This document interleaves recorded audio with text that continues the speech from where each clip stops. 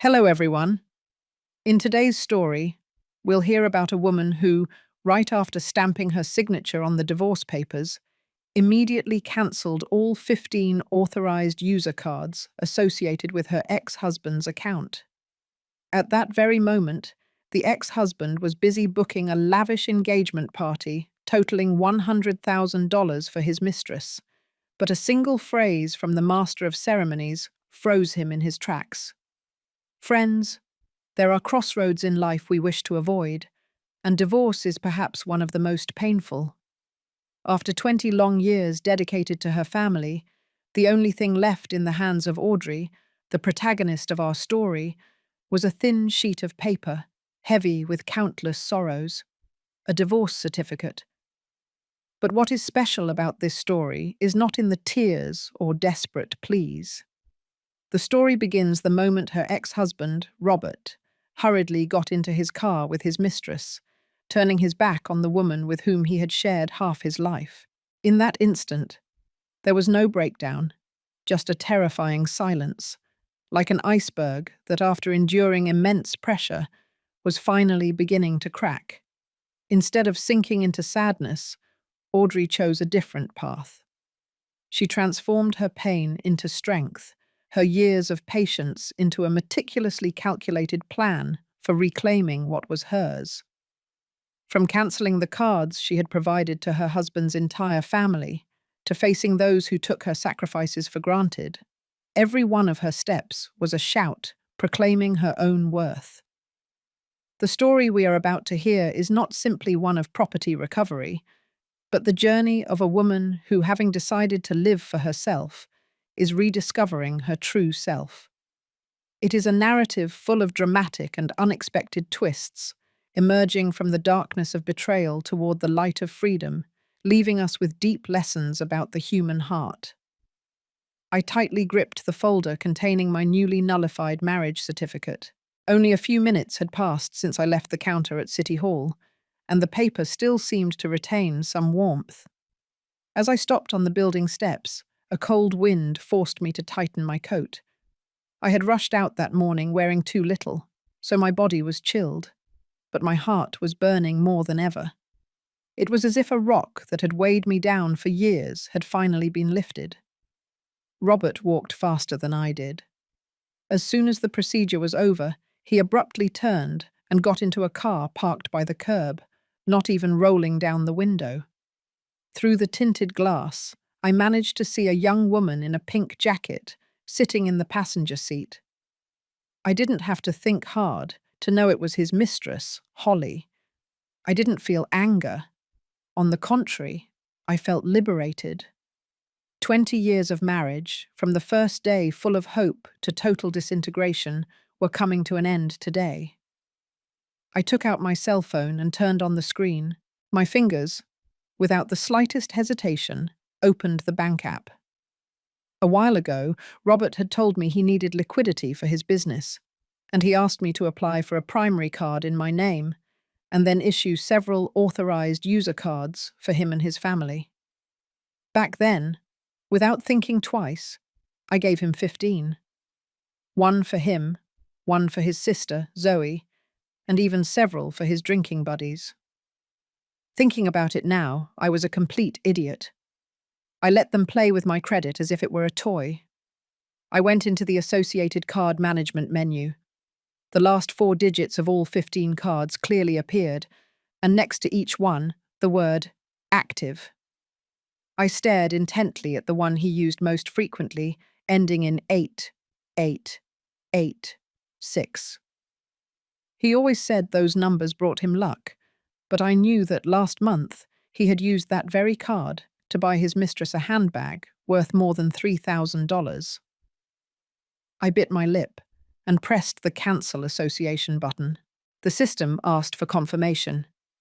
Without hesitating for a second, I accepted. A message immediately popped up. The association of the card, ending in 8886, has been successfully cancelled. This card can no longer be used. Reading it, I felt as if an enormous weight had been lifted from my soul. I continued cancelling all 15 cards, one by one, without missing a single one. With each cancellation, a notification arrived, and the phone wouldn't stop ringing. Ding, ding. That sound was sweeter than any melody. As I finished cancelling the last card, I received a voice message via WhatsApp from my best friend, Leslie. Her voice sounded excited. "Audrey, girl, you won't believe what I've got for you." A regular client at my shop is the event manager at a big hotel here in Los Angeles, and she just called me to say she saw your ex. He was there with some young girl booking an engagement party, and the nerve of him asking for a massive bash costing $100,000. He said it had to be a huge affair for the 18th of next month. I held the phone and couldn't help but smile. How timely, I thought. While he, on one side, was dreaming of a wonderful future with his mistress, I, on the other, was cutting off his cash flow. I replied to Leslie, "I know. Thanks, Leslie. You'll see. Today he won't even be able to pay the deposit for the reservation." I sent the message, put the phone in my pocket, tucked the folder into my purse, and headed home. My steps were light as a feather. Before, every time I passed near City Hall, I would think, what if the day comes when we can no longer be together? Now that that day had arrived, I felt strangely at peace. On the way home, I saw a stand selling roasted pecans. I stopped and bought a cone. The warmth of the nuts in my hands comforted me to the depths of my soul. From now on, I told myself, I am going to live for me. Not 30 minutes after I arrived home, someone started banging on the door as if they wanted to knock it down. Then I heard the shrill voice of my ex-sister-in-law, Zoe. "Audrey Miller, open the door right now. Do you think you can hide in there?" I was about to throw a pecan shell in the trash when I heard her voice and frowned. It was clear that Robert, seeing his cards didn't work, had gone running to his sister. I washed my hands and went toward the door, but I didn't open it right away. "Who is it?" I asked through the door. "If you have something to say it from out there." "Why are you hitting the door like that?" "Who do you think it is?" Zoe's voice sounded increasingly impatient. "Open up now. My brother is making a fool of himself at the hotel because of you. If you don't fix this right now, you'll be sorry." I sighed and opened the door. Zoe was standing on the threshold. She wore a flashy floral print dress, her hair teased up like a lion's mane, heavy makeup, and blood-red lipstick. In her hand, a shiny handbag that I recognized instantly, one she had bought with my card. Before I could invite her in, she slipped inside and tossed the handbag onto the sofa. The metallic chain hit the coffee table with a jarring clang, and my old cat, frightened, hid under the sofa. Zoe stood with her hands on her hips, her chest puffed out, and her eyes wide. "Have you gone completely crazy?" "My brother just called me. He says that when he went to pay the wedding deposit, none of the cards worked. He called the bank, and they told him that the main account holder had cancelled all the associated cards." "Who else could it be but you?" I crossed my arms and stared straight at her. Yes, it was me. So what? "So what? So what?" Zoe yelled, as if she had heard the most absurd thing in the world. "My brother has been using those cards for years, and so have I. Just last week I saw a pair of shoes I was planning to buy this week. Do you just feel like cancelling them and cancel them just like that? Who do you take us for?" I laughed scornfully. I went to the study and took a stack of documents from a drawer. They were the original contracts from when I applied for the cards. I had always kept them as proof, just in case. I threw the papers onto the table and pointed to a line. "Read this yourself. It says here very clearly, Principal cardholder, Audrey Miller. The right to use the authorized user cards depends exclusively on the principal cardholder. In other words, If I want to cancel them, I cancel them. Who I give them to is my business. They have nothing to do with you." Zoe lowered her head and started flipping through the papers. Her gaze became increasingly bewildered, but her mouth kept insisting. "These are old papers. My brother told me he changed the ownership to his name a long time ago. This contract is fake." I took out my cell phone, opened the bank app, and shoved the screen in her face. "Look closely. I am the cardholder. When did he say he changed the ownership? Have him bring you a bank statement that proves it. If he can do that, I will not only reactivate the cards, but I will also apologize to you. If not, stop making a scene here." Zoe was speechless.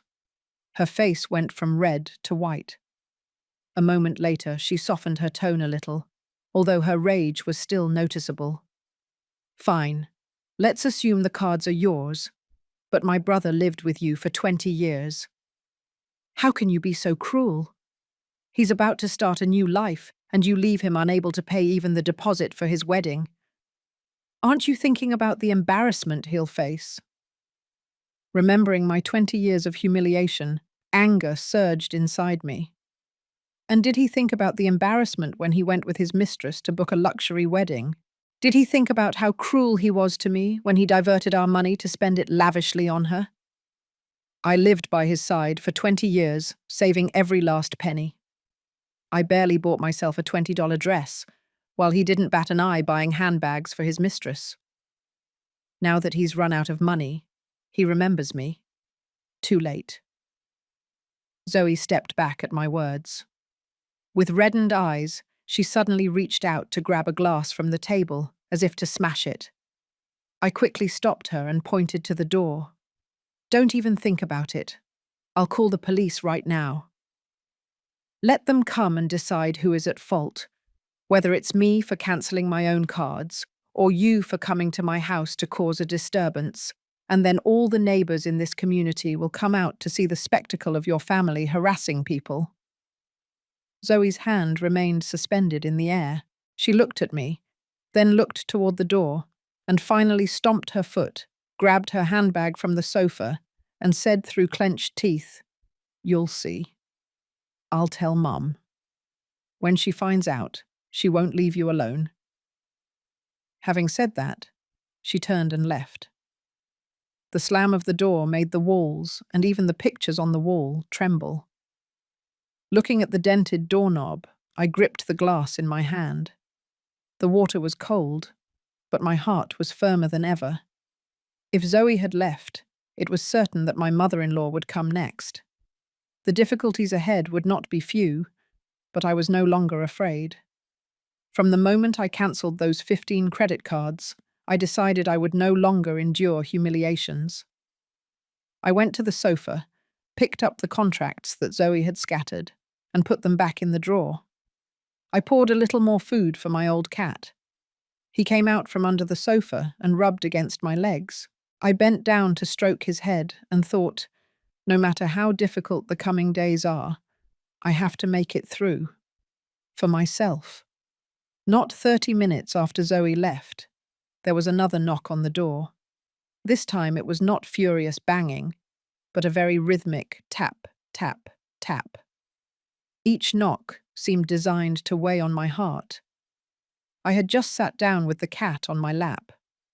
Hearing the sound, I knew immediately it was my mother-in-law. I put the cat on the sofa, got up, and went to the door. Before opening, I heard her voice from outside. "Audrey, dear, open the door. It's me." Zoe told me she came here earlier and caused a scene. "I've come so we can talk things over calmly." She spoke gently, but her usual authoritarian tone hadn't changed. I undid the latch. As soon as the door slightly opened, my mother-in-law pushed it and walked in. She was still wearing the dark green coat I had bought her 2 years ago and a grey scarf on her head. In her hand, a canvas bag that seemed heavy. She walked into the house without even changing her shoes, leaving muddy footprints on the floor I had just cleaned. Seeing the dirty prints bothered me, but I didn't say anything. After all, she was an older person. I decided to listen to what she had to say. My mother-in-law didn't even look at me. She went straight to the center of the living room and put the canvas bag on the coffee table. With a dull thud, several apples rolled onto the floor. She dropped onto the sofa, right in the spot where I always sat, and hitting the armrest, she said, "Audrey, come and sit down. I want to tell you a couple of things. From the heart." I dragged a chair and sat down facing her. I placed my hands on my knees and waited for her to speak. She let out a long, deep sigh, as if she carried all the injustices of the world. "Zoe called me crying. She told me you cancelled all the family's cards. Robert couldn't even pay the deposit at the hotel and had to return home begging people. Tell me, dear, how could you do something so inconsiderate?" I didn't answer, waiting for her to continue. Seeing my silence, she went on. "I know Robert made a mistake. Getting involved with that girl is his fault, I admit it. But all men, when they are young, can make a foolish mistake. Besides, you lived together for 20 years. Some affection must remain, right? How could you cut off his funds like that? He's used those cards for years. If you cancel them suddenly, what kind of image will that give him? He's a businessman." Hearing this, I couldn't help but frown.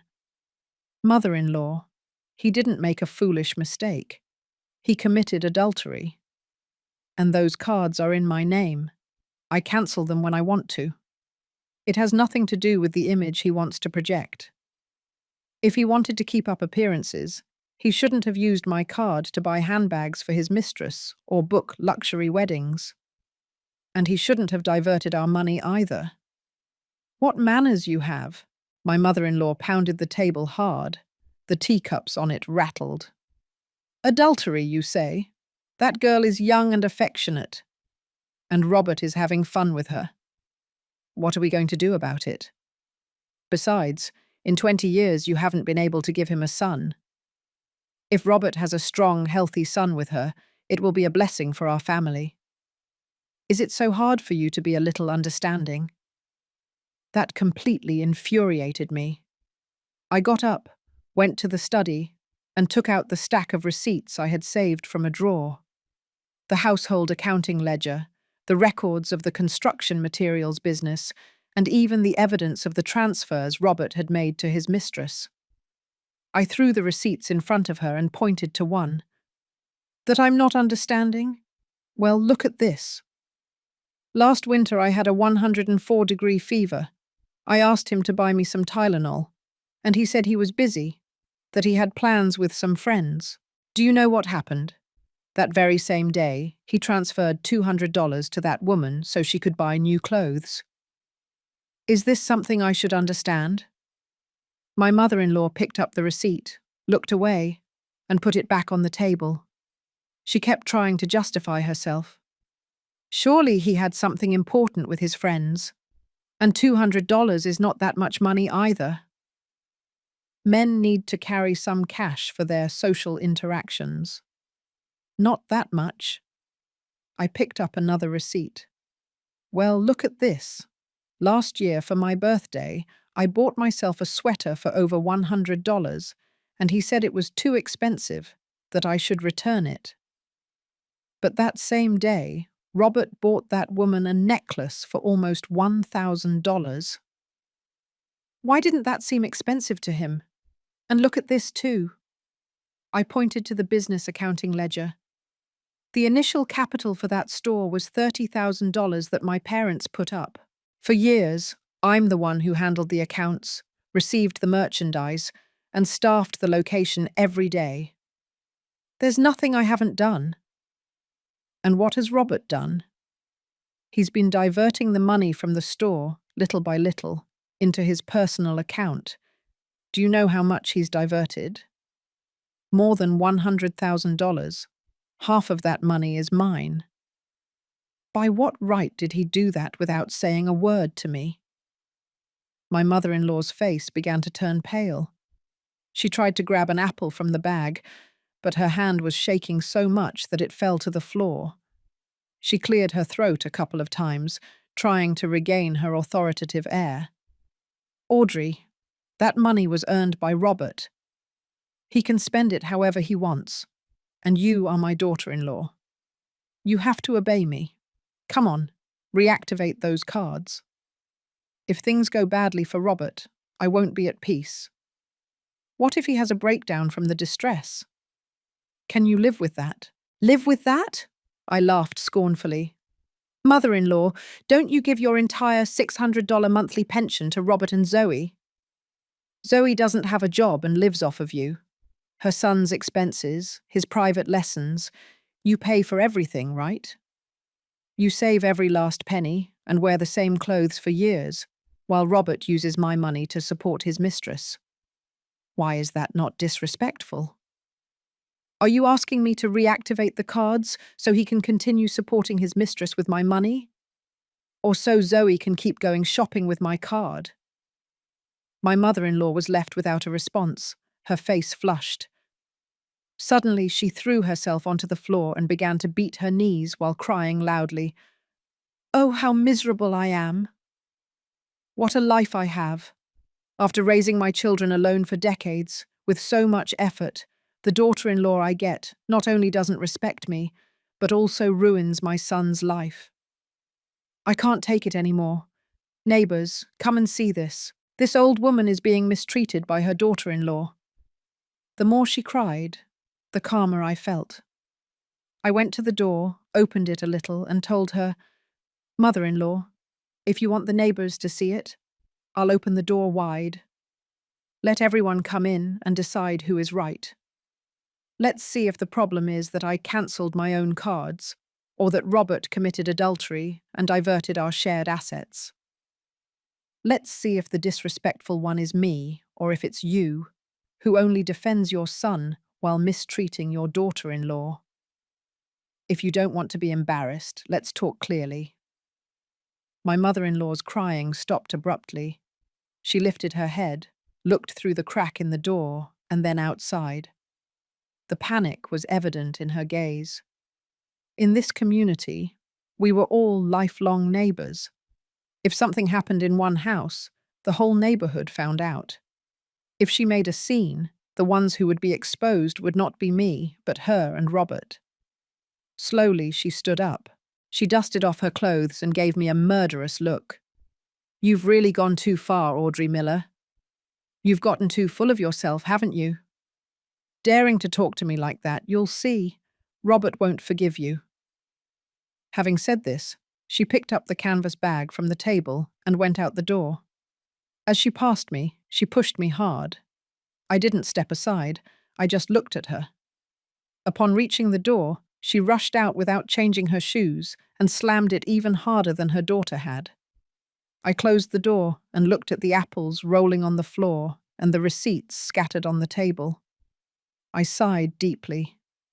The truth is, while I was facing her, my heart was also trembling a little. After all, she was an older person. But thinking about my 20 years of humiliation, I couldn't bear it anymore. I picked up the apples from the floor and put them in a fruit bowl in the kitchen. I organized the receipts and put them back in the drawer. My old cat came over and rubbed against my legs. I sat down and stroked his head, while whispering to him, "Don't be afraid. I'm here now." I knew that after my mother-in-law, Robert would come. The difficulties awaiting me were many, but I was ready.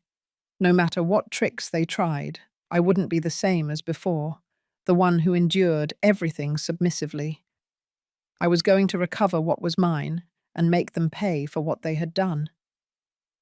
In the afternoon, I called Leslie and told her about my mother-in-law's visit.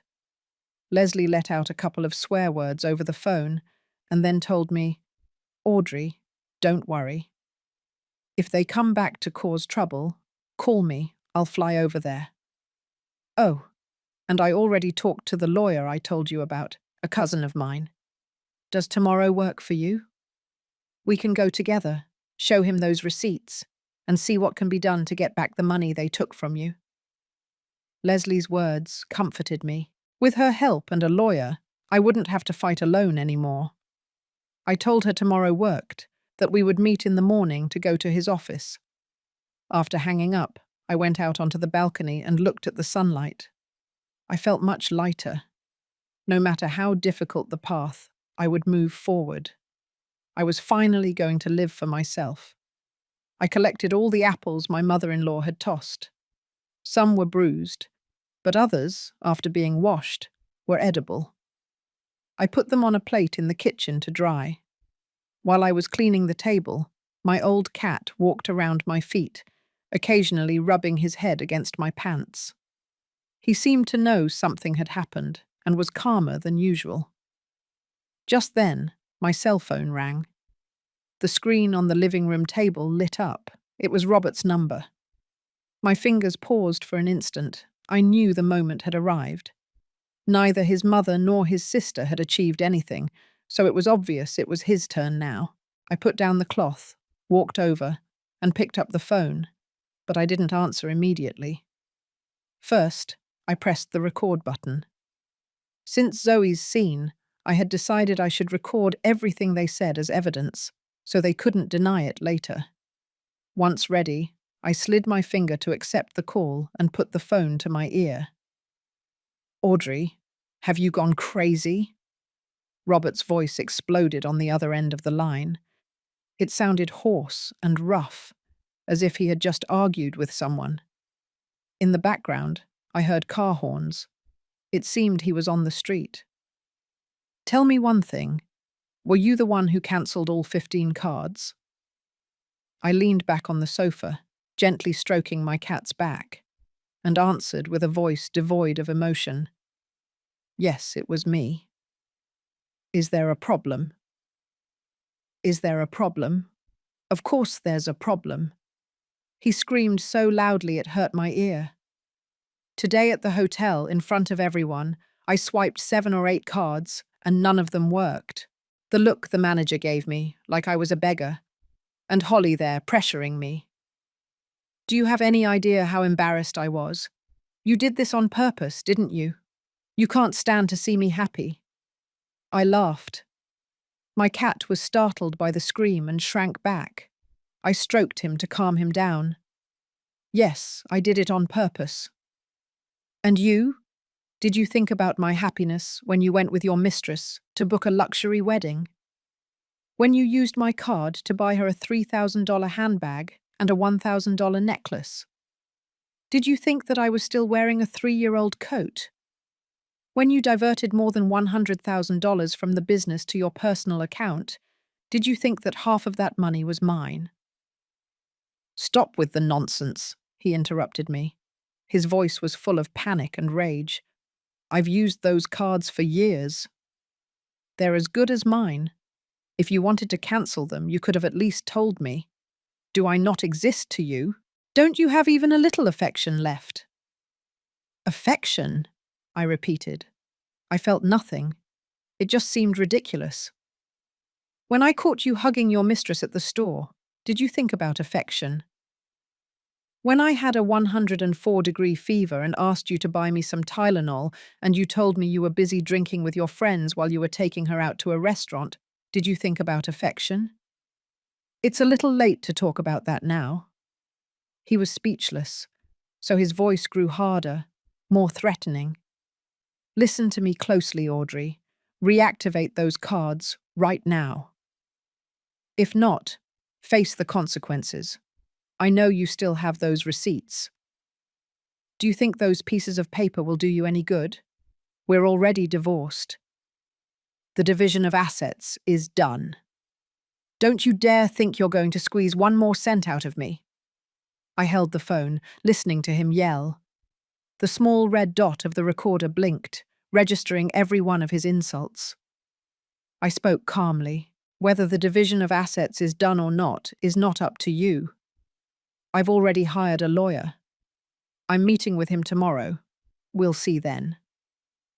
We'll see if the $100,000 you diverted and the money you spent on your mistress with my card are considered marital assets. And don't even dream about me reactivating the cards. They're mine, and I give them to whoever I want. Who do you think you are? A lawyer? You dared to hire a lawyer? His voice betrayed his panic, although he tried to maintain his composure. Audrey, don't go too far. My mother told me. If you don't reactivate the cards, we'll come to your house every day to make a scene. We'll make sure the whole community of neighbors finds out what kind of harpy you are. A woman who, even after the divorce, tries to fleece her ex-husband. Let's see if you can walk down the street with your head held high afterward. Come whenever you want, I said. My voice had become icy. The last time your sister came to make trouble, I didn't call the police out of respect for you. Next time, I'll call 911 directly. And then we'll see who is at fault. Whether it's me for cancelling my cards, or you for coming as a gang to my house to cause a disturbance. And then not only the neighbours, but also the police will know the true face of your family. Let's see who is more embarrassed. There was a silence of several seconds on the other end of the line. Then a dull thud was heard, as if he had smashed the phone against something. His furious insults followed. Audrey, damn you, I was blind. How could I marry someone like you?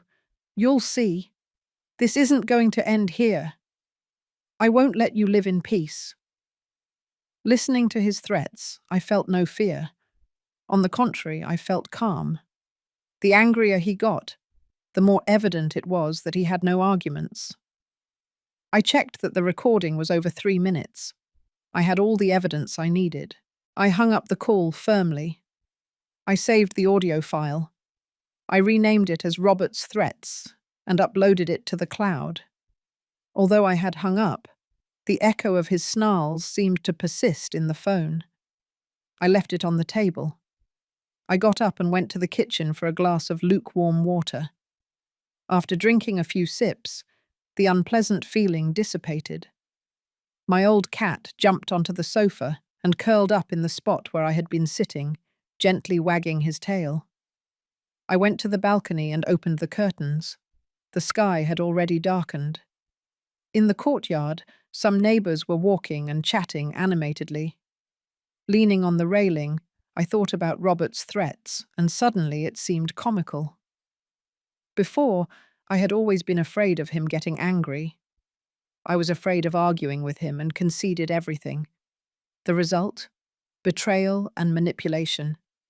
Now that I wasn't afraid, he couldn't do anything to me. Just then, I received a WhatsApp message from Leslie. Does tomorrow at 10 o'clock at the lawyer's office work for you? Yes, perfect, I replied. I told her that Robert had just called to threaten me and sent her the audio file. Leslie replied instantly. Well done. You have to record everything. With this recording, he won't dare to threaten you lightly. And the lawyer will have a stronger basis to act. Don't worry. Tomorrow, when we meet with him, you'll see how we get back the money that bastard stole from you. Leslie's message comforted me. With her by my side and a lawyer to help me, I wouldn't have to fight alone anymore. I'm not afraid, I wrote. I have you. I closed WhatsApp and returned to the living room. I organized the receipts on the table and put them in the briefcase I would take tomorrow. Then, I started preparing dinner. There were some vegetables and eggs left in the refrigerator that I had bought the day before. I made a couple of simple dishes and some mashed potatoes. As I ate, my cat sat quietly beside me. I gave him a piece of egg, and he ate it with gusto. Looking at him, I thought, even if it's just the two of us from now on, we have to live well. I won't let those horrible people and their problems affect me anymore. I knew Robert wouldn't give up easily, and that he would try to cause me more problems. He might come looking for me again, or bring his mother and sister to cause a scene. But I was ready. No matter what tricks they used, I would confront them and fight back. I had to recover what was mine and make them pay for their actions. And most importantly, finally live for myself and live 100 times better than before. I made a backup copy of the audio file of the call with Robert and reorganized the stack of receipts in the briefcase. The documents I was going to present to the lawyer tomorrow had to be perfectly ordered. I couldn't afford any mistakes. Inside the briefcase was also the lawyer's business card that Leslie had given me. I looked at the clock. It was just past 7 o'clock in the evening. It was already dark outside, and the comforting aroma of warm mashed potatoes drifted from the kitchen.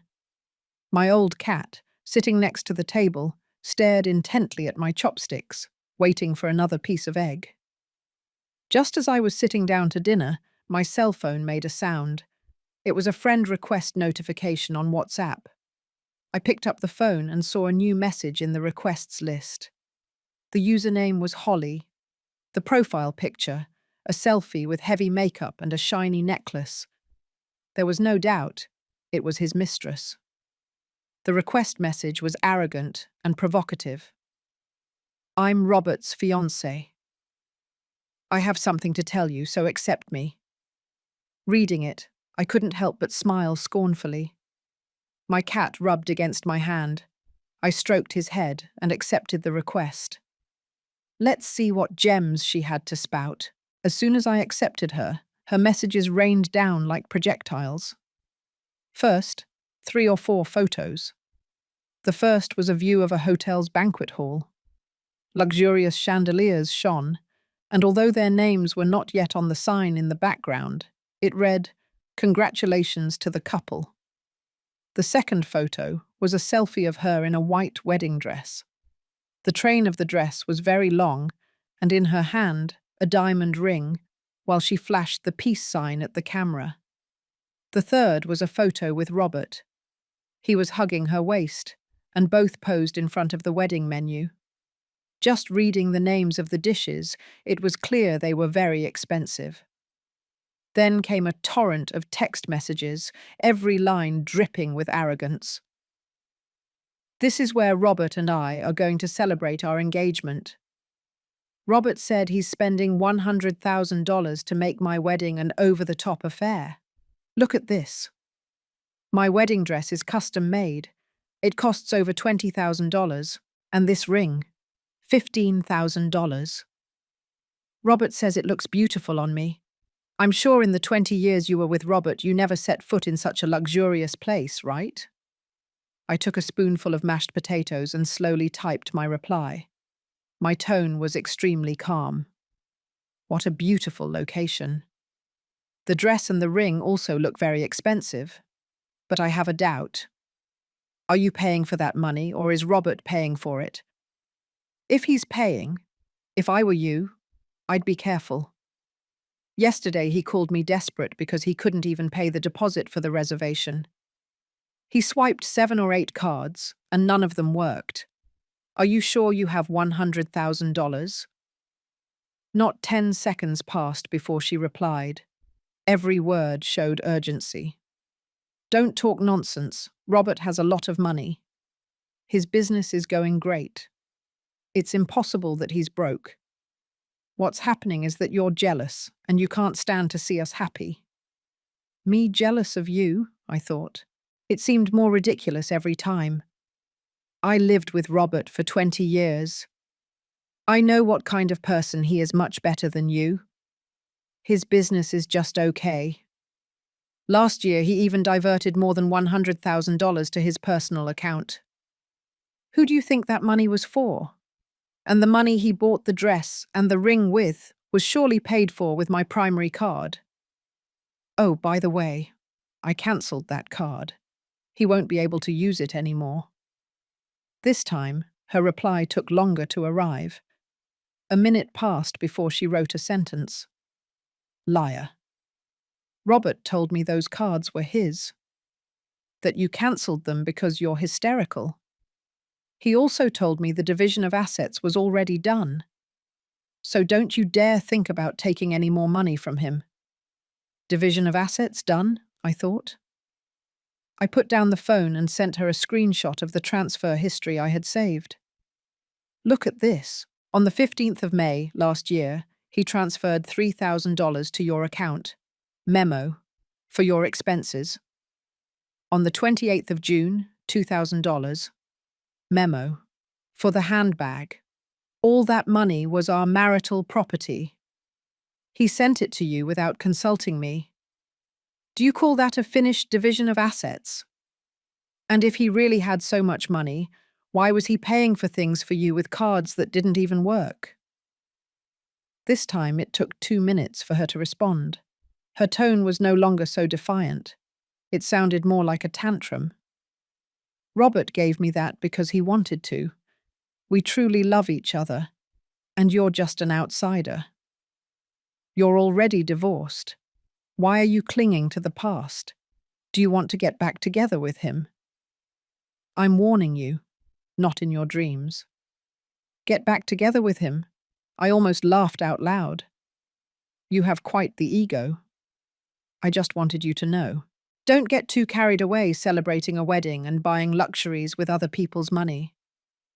If you're not careful, you'll end up without money, without a wedding, and in the end, without anything. And if you really loved him, you wouldn't have asked him to beg me for the credit cards or let him divert our shared assets. If you really want to build a life together, you don't act with so much calculation. I must have hit a nerve. She started insulting me with all kinds of names. Bitter old woman. Harpy. I didn't play her game. I simply took screenshots of the entire conversation. I saved them in my evidence folder and sent a copy to Leslie. Right after taking the last screenshot, a notification appeared. This contact has removed you from their list. Seeing the notification, I put the phone on the table, picked up my silverware, and took another spoonful of mashed potatoes. It was still warm and comforted me inside. Finally, I gave my cat a little piece of egg, which he ate with gusto. Shortly after, I received a WhatsApp message from Leslie. She sent an emoji with smoke coming out of its ears, along with a message. What a brazen woman. She dares to provoke you. She doesn't know who she's messing with. She really believes Robert is rich. You'll see, in no time she'll be crying in the corners. Probably, I replied. Talking to her is a waste of time, but I saved the whole conversation. We'll show it to the lawyer tomorrow. Maybe it will serve as evidence. Of course it will. Save everything, Leslie added. Tomorrow I'll go to the office a little earlier to wait for you. We'll talk properly with the lawyer to solve the issue of the money Robert stole from you. We have to recover every last cent. After talking to Leslie, I washed the dishes and reviewed the briefcase again. Receipts, screenshots of the transfers, the audio file from Robert, the screenshots of the conversation with his mistress. Nothing was missing. Then I sat on the sofa, turned on the television, and watched a bit of a classic movie. I used to watch it often with my mother-in-law, but since the problems with Robert started, I stopped watching it. Now, watching it alone, it seemed quite entertaining. Looking at the television, I felt strangely at peace. Before, I always lived in fear of displeasing my husband or annoying my mother-in-law, and I endured everything. The result was suffering and also being betrayed. Now it was different. Whether it was a threat from Robert or a provocation from his mistress, I could confront them and even fight back. I knew the road ahead still had thorns. For example, Robert might try to pressure me in other ways, or my mother-in-law and ex-sister-in-law might come back to cause a scene. But I was no longer afraid. I had evidence in my hands, a friend, and a lawyer by my side. And above all, I finally had the courage to fight for myself. As the saying goes, it's better to lose the money than the dignity. I was not only going to recover my dignity, but also everything that belonged to me, and live well the years I had left. And as for those horrible people and their problems, let them torment each other. In the end, the only ones who would lose would be themselves. At 6 o'clock in the morning, I woke up. I couldn't go back to sleep, so I got up and reviewed the briefcase again. Last night, after the conversation with the mistress, I printed the screenshots and organized them along with the receipts and the audio file. I was worried about forgetting something important. My old cat walked around the living room, occasionally rubbing his head against my hand, as if giving me encouragement. At 7, I finished getting ready and left the house. I had arranged to meet Leslie on the corner of the street. She was already there, in her usual red jacket, holding 2 warm croissants. As soon as she saw me, she gave me one. "Here, eat. I just bought them at the bakery next door. You'll have a lot to talk about with the lawyer later. You won't have the strength on an empty stomach." I took a bite of the croissant. The intense and sweet flavor of the chocolate comforted my soul. "You're the best. With all the paperwork, I forgot to eat breakfast." "Always so forgetful," Leslie said as we walked. "To deal with those lowlifes, the first thing is to take care of yourself. The lawyer I found for you is completely trustworthy. He specializes in post-divorce asset disputes. Last year he handled my neighbor's case and managed to get her back all the money that had been taken from her." While we were talking, we arrived at the lawyer's office. It wasn't very big, but it was impeccable. On the wall hung several thank you plaques with phrases like "Defender of Justice" and "Service and Honesty." The lawyer was already waiting for us in his office. He looked about 40 years old. He wore glasses and conveyed a great sense of calm. Seeing us enter, he quickly stood up and invited us to sit down.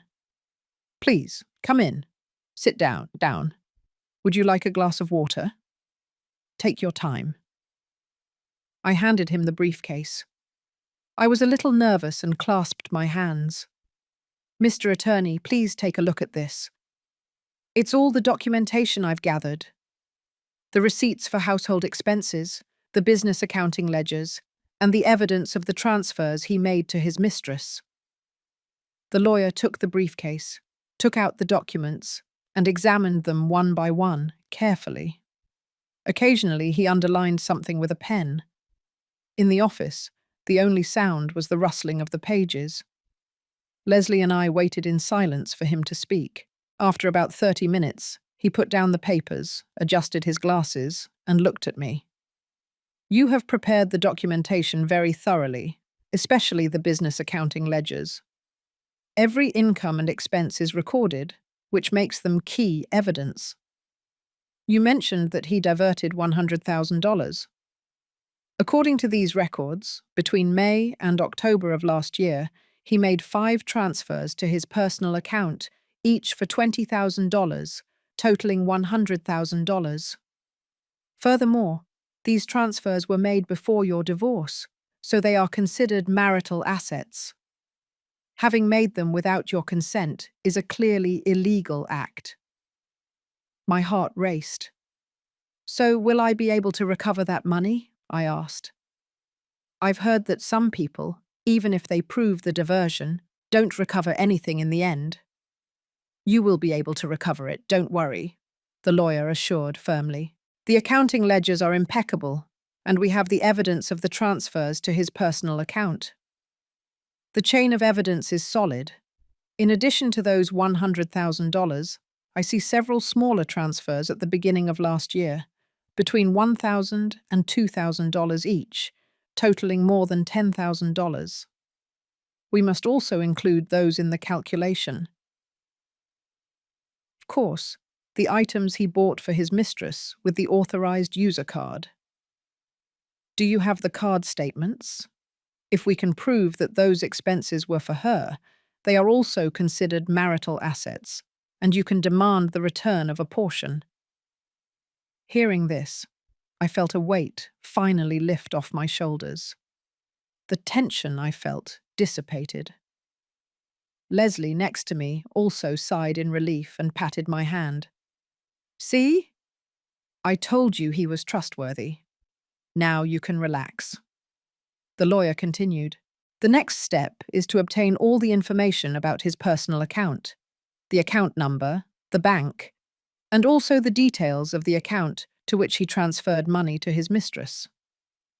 I can request a court order for the bank to provide us with that information directly. Also, think about whether you have other assets in common. For example, the house, the car, or if he has other deposits or investments. We must clarify everything and leave nothing out. After thinking for a moment, I replied, "We bought the house after we got married, and it is in both our names. He bought the car 2 years ago, but it's in his name. As for other savings, when I asked him, he told me that all the money was used for the business, that he didn't have anything saved. Now I see that he surely has it hidden. The house and the car are marital assets, so in the divorce, they must be divided 50%. It won't be easy for them to keep everything," the lawyer said. "As for other savings, I can trace the flow of funds through his account movements. With the statements, it is possible to follow the trail. Don't worry about his tricks. The law is on our side, and he won't be able to get away with it." I took out my cell phone and showed the lawyer the screenshot of Robert's personal account that I had saved. "This is his personal account. I saw it by chance on his phone and wrote it down. I found his mistress's account number in his conversations. Will that help?" The lawyer took the phone, looked at it, and nodded. "With this information, the process will be much simpler. Today, I will file the request with the court to obtain the investigation order as soon as possible. As soon as we have the results, we can file the lawsuit and demand the return of the diverted assets." When we finished the consultation with the lawyer, it was almost noon. We thanked him and left the office.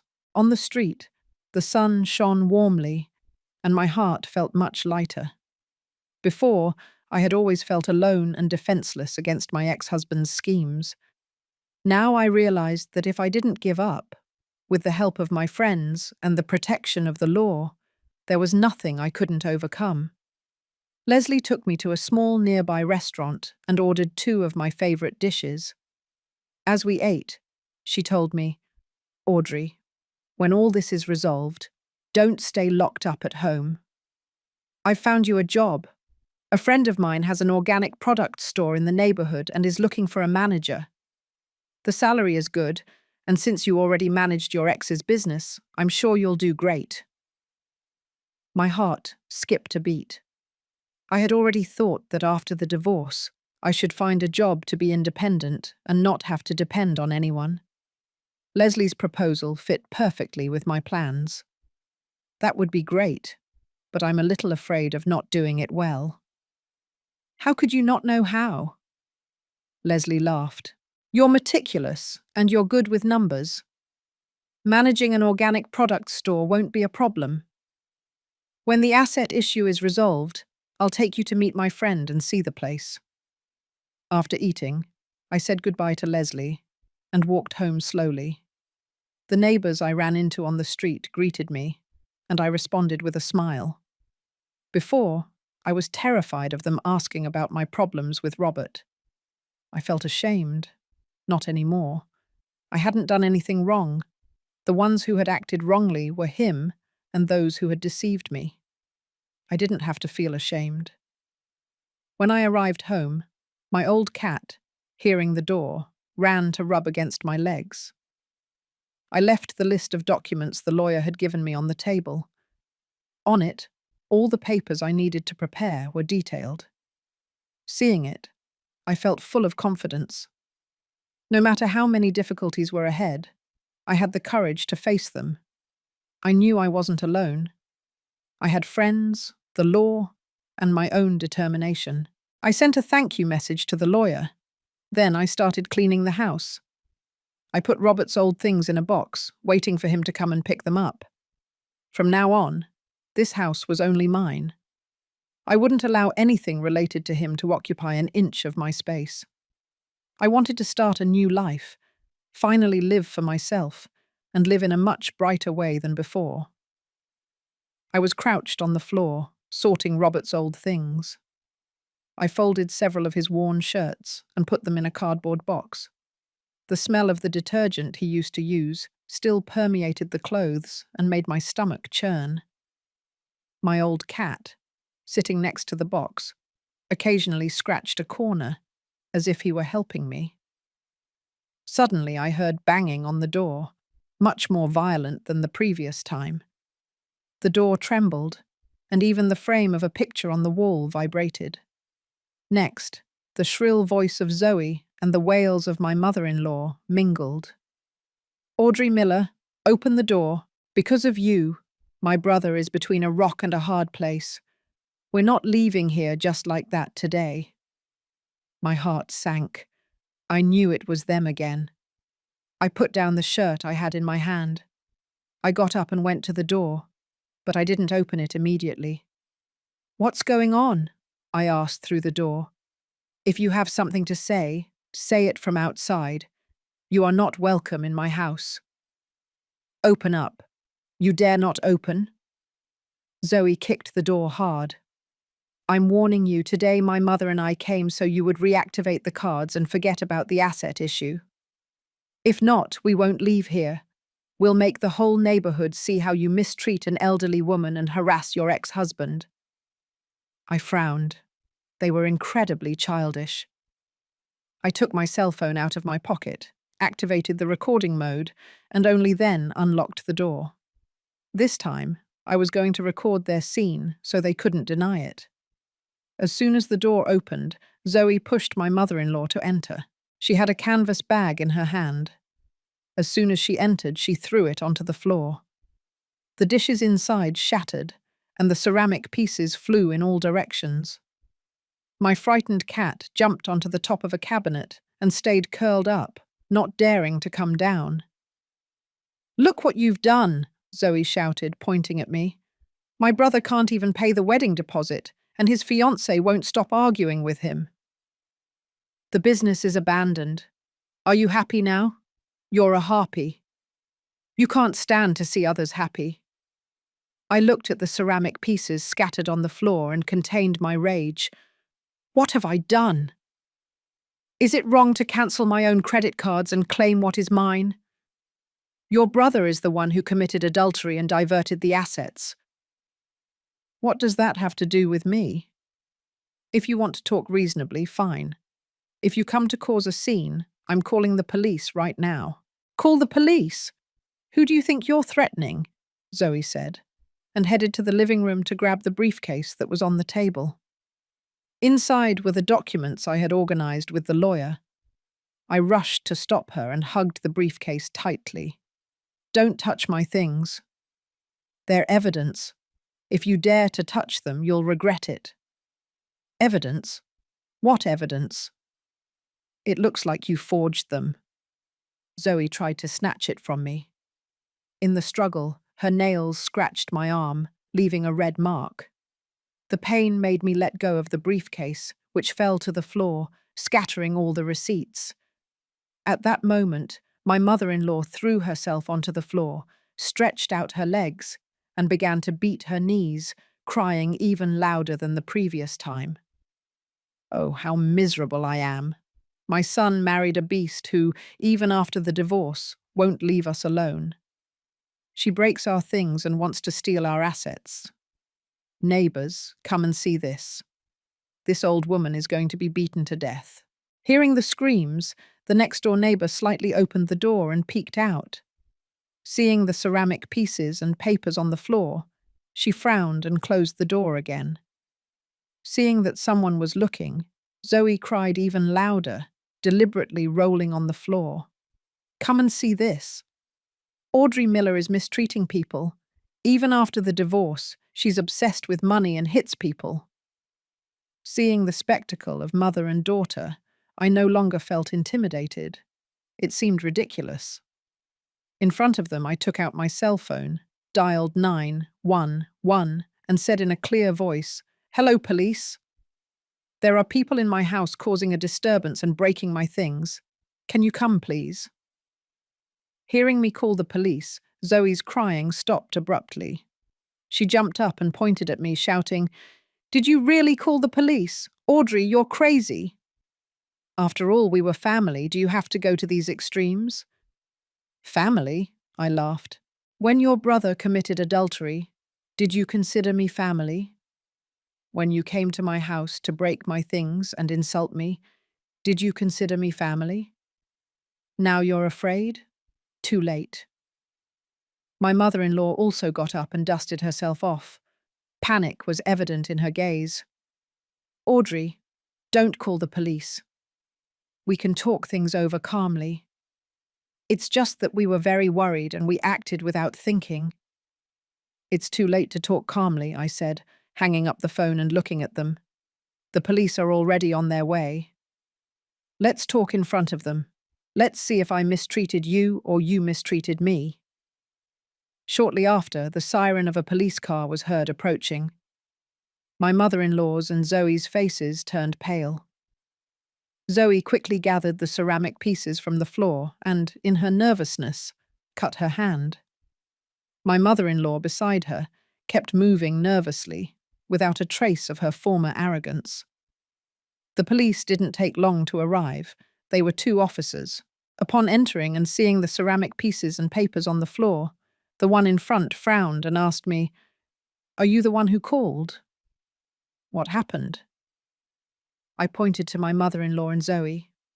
"Officer, these are my ex-mother-in-law and my ex-sister-in-law. Today they came to my house to cause a disturbance. They broke a dish and tried to take my documents. Look, this woman scratched my arm." The officer saw the scratch on my arm and the ceramic pieces and then turned to them. "Why are you causing this disturbance here?" Zoe stammered, not knowing what to say. My mother-in-law stepped forward, trying to adopt an air of authority. "Officer, this is a family matter. It was a misunderstanding. You don't have to worry. We were already leaving. Even if it's a family matter, you cannot enter someone's house to cause a disturbance or damage property," the officer said severely. "According to the law, harassing others or deliberately damaging someone else's property is a crime. Since it's the first time and the damages are not severe, we won't detain you. But you must apologize to this lady and compensate her for the damages. If it happens again, we will act with more force." My mother-in-law's and Zoe's faces turned livid, but they didn't dare to reply. At the police's insistence, Zoe reluctantly apologized to me. My mother-in-law also added "it was our fault." Afterward, the police made them clean up all the ceramic pieces before letting them go. Mother and daughter left my house in silence, with their heads down, not even daring to close the door. Watching them leave, I sighed in relief and closed the door. Before leaving, the officer told me, "If anyone bothers you again, don't argue with them. Call us directly, we'll take care of it. You can also request a restraining order to prevent harassment." I thanked the officers and walked them to the door. Returning home and seeing the clean floor and the briefcase in my hands, I felt a strange peace. My cat came down from the cabinet and rubbed against my legs, as if to console me. I sent a message to Leslie telling her what had happened. She replied instantly with a thumbs-up emoji. "Well done. That's how you knock them down a peg. Let's see if they dare to come back. Are you okay? Does your hand hurt?" "I'm fine," I replied. "Just a scratch. It's nothing. The police gave them a warning. I don't think they'll come back." After talking to Leslie, I reordered the receipts that had fallen and put them in the briefcase. Then I took out the box with Robert's old things and left it outside the door, waiting for him to come for it. Looking at the sunlight through the window, I thought, from now on, no matter what happens, I'm not going to put up with it. I have to defend my rights. I won't let those horrible people and their problems affect my life anymore. I was crouched on the floor, picking up the last ceramic pieces. A sharp fragment made a small cut on my finger, and it started to bleed. My old cat, who had come down from the cabinet, walked around me occasionally rubbing his head against my hand, as if commiserating with me. Just as I was putting the last pieces into the trash bag, there was another knock on the door. This time, it was a gentle tap, tap, tap. I knew instantly it was Leslie. I quickly got up and opened the door, without having cleaned the blood from my hand yet. As soon as Leslie came in and saw the wound, she frowned. "My goodness, what is this?" "Did those two do this to you?" she said. While taking a Band-Aid from her purse, she took my hand and carefully put it on.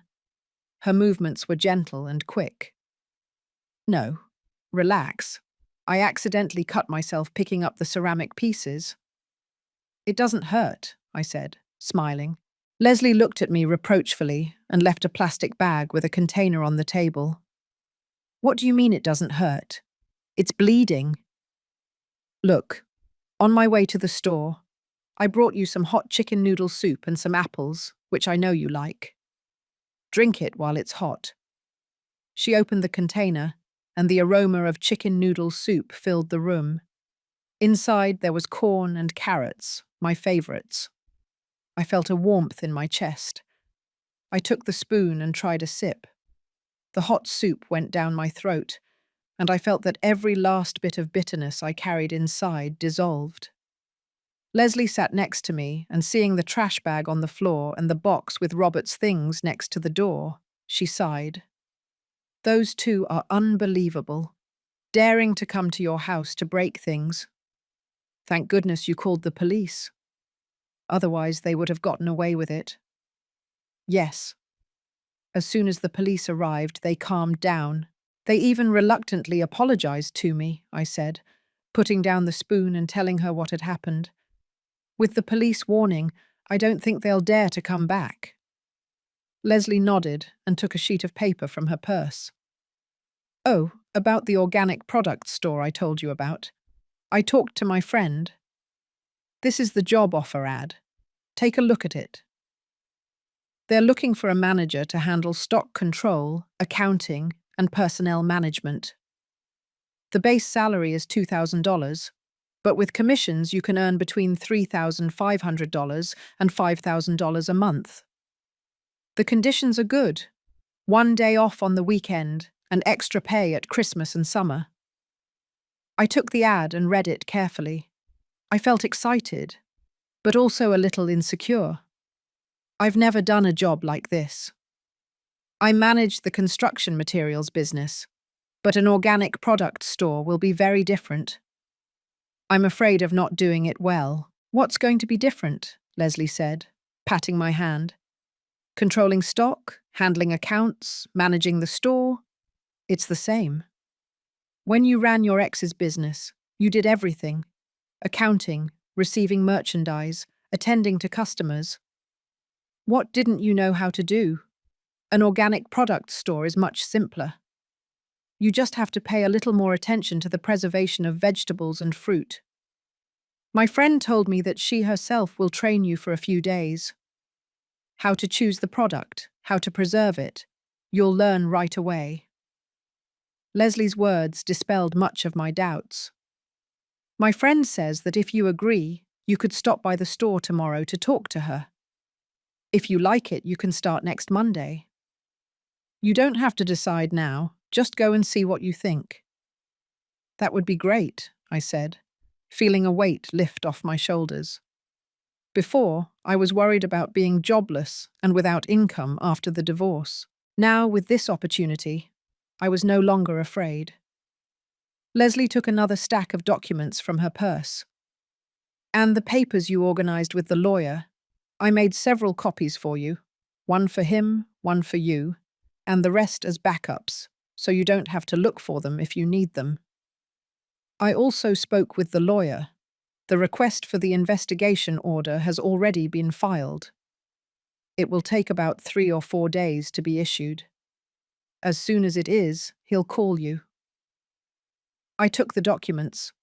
They were perfectly organized, with labels indicating receipts, transfers, audio backup. Seeing them, I was deeply moved. "Leslie, really, thank you. Without you, I wouldn't know what to do. Don't be silly, she said, smiling. We've been friends for 20 years.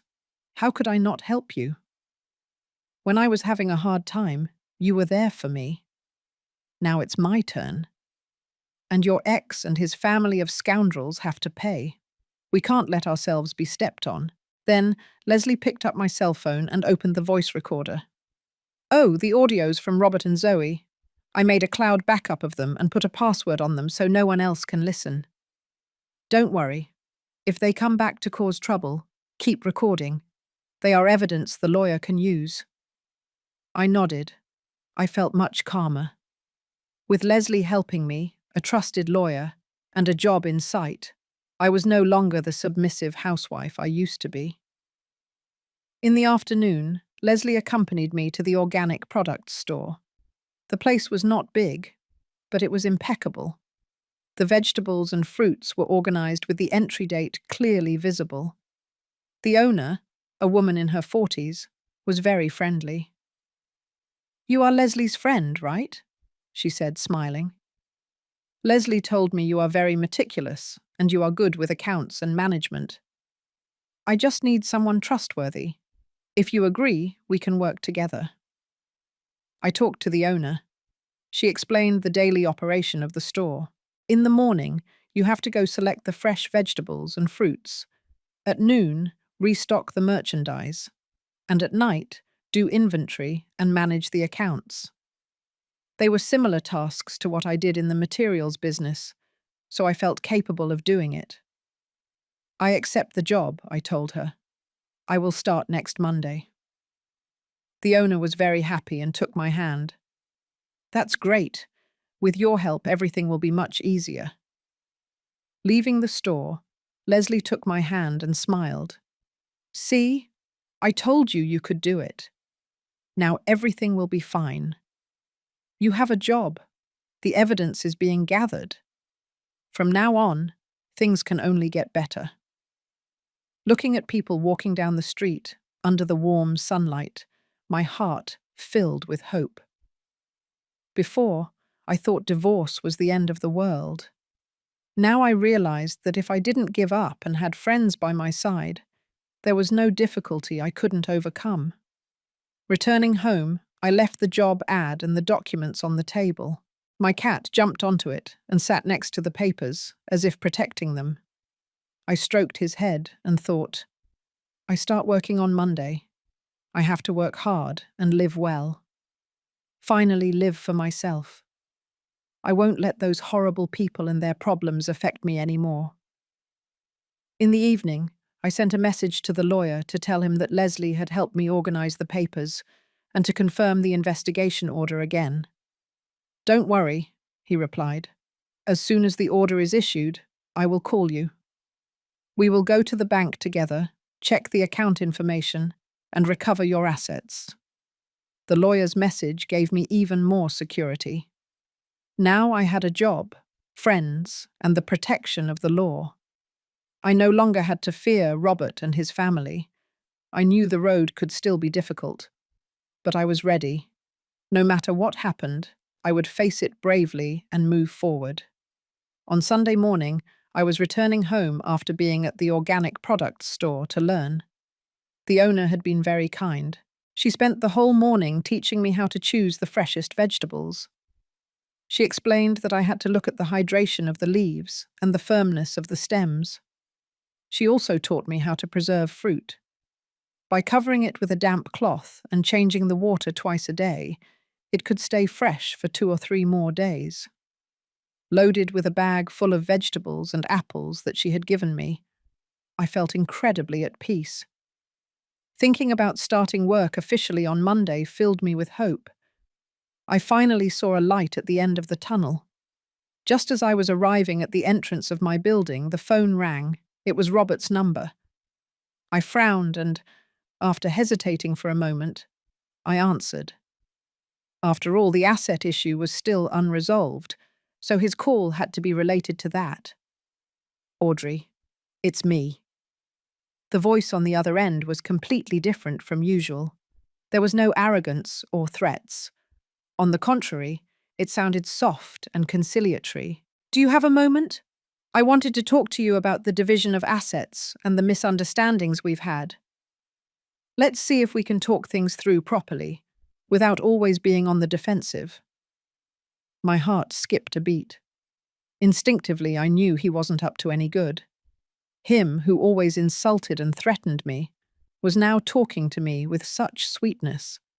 There had to be something behind it. I didn't accept immediately. If you have something to say it over the phone. I don't have time to meet. It's difficult to talk properly over the phone. Let's meet in person, he insisted. I know I've done things wrong. I shouldn't have argued with you or let my mother and sister go to your house to cause a scene. I found a quiet coffee shop near where you live. Only half an hour we talk. And I leave. I won't bother you anymore. I thought about it for a moment. Over the phone, he would surely try to manipulate the conversation. Maybe it wasn't a bad idea to meet. We could clear things up and see what he was planning. But I wasn't naive enough to go alone. All right, we can meet. But I won't go alone. I'll go with someone. If that's okay, we'll meet at 2 o'clock in the afternoon at the coffee shop on the corner. Otherwise, forget it. He hesitated for a few seconds. Fearing that I would refuse, he rushed to say, "It's fine. Come with whoever you want. The important thing is that we talk." I hung up and immediately called the lawyer to tell him that Robert wanted to meet. "He's surely trying to convince you to give up your share of the assets," the lawyer said instantly. "For example, to give up the $100,000 or to hand over the house to him. Don't go alone. I'll go with you. Let's also bring the evidence we organized. If he tries any tricks, we'll expose him right then and there." At 12 minutes before 2 o'clock, I met the lawyer at the entrance of the coffee shop. He was carrying a briefcase with all the evidence. "Don't be nervous," he told me, patting my shoulder. "With me here, he won't dare to do anything. When we arrive, let him talk. Don't interrupt him. When he brings up the asset issue, I will present the evidence. Let's take it step by step." Upon entering the coffee shop, I saw Robert sitting by the window. He was wearing a black jacket and his hair was neatly combed. In front of him, a cup of latte, the kind I used to drink. He, who before wouldn't even buy it for me because he said it was expensive, was now pretending to be generous. We sat across from him. Seeing the lawyer, Robert's face tensed for a moment, but he quickly forced a smile. "This is my lawyer," I said, without beating around the bush. "To facilitate the recording of the conversation, we will discuss the asset issue with him present." Robert's smile froze. To hide his nervousness, he took a sip of coffee. "That's fine with me. With a lawyer present, things will be clearer. Audrey, after all, we were married for 20 years. Even though we're divorced, we don't have to be enemies. What my mother and sister did was their fault. I've already scolded them. They won't bother you again."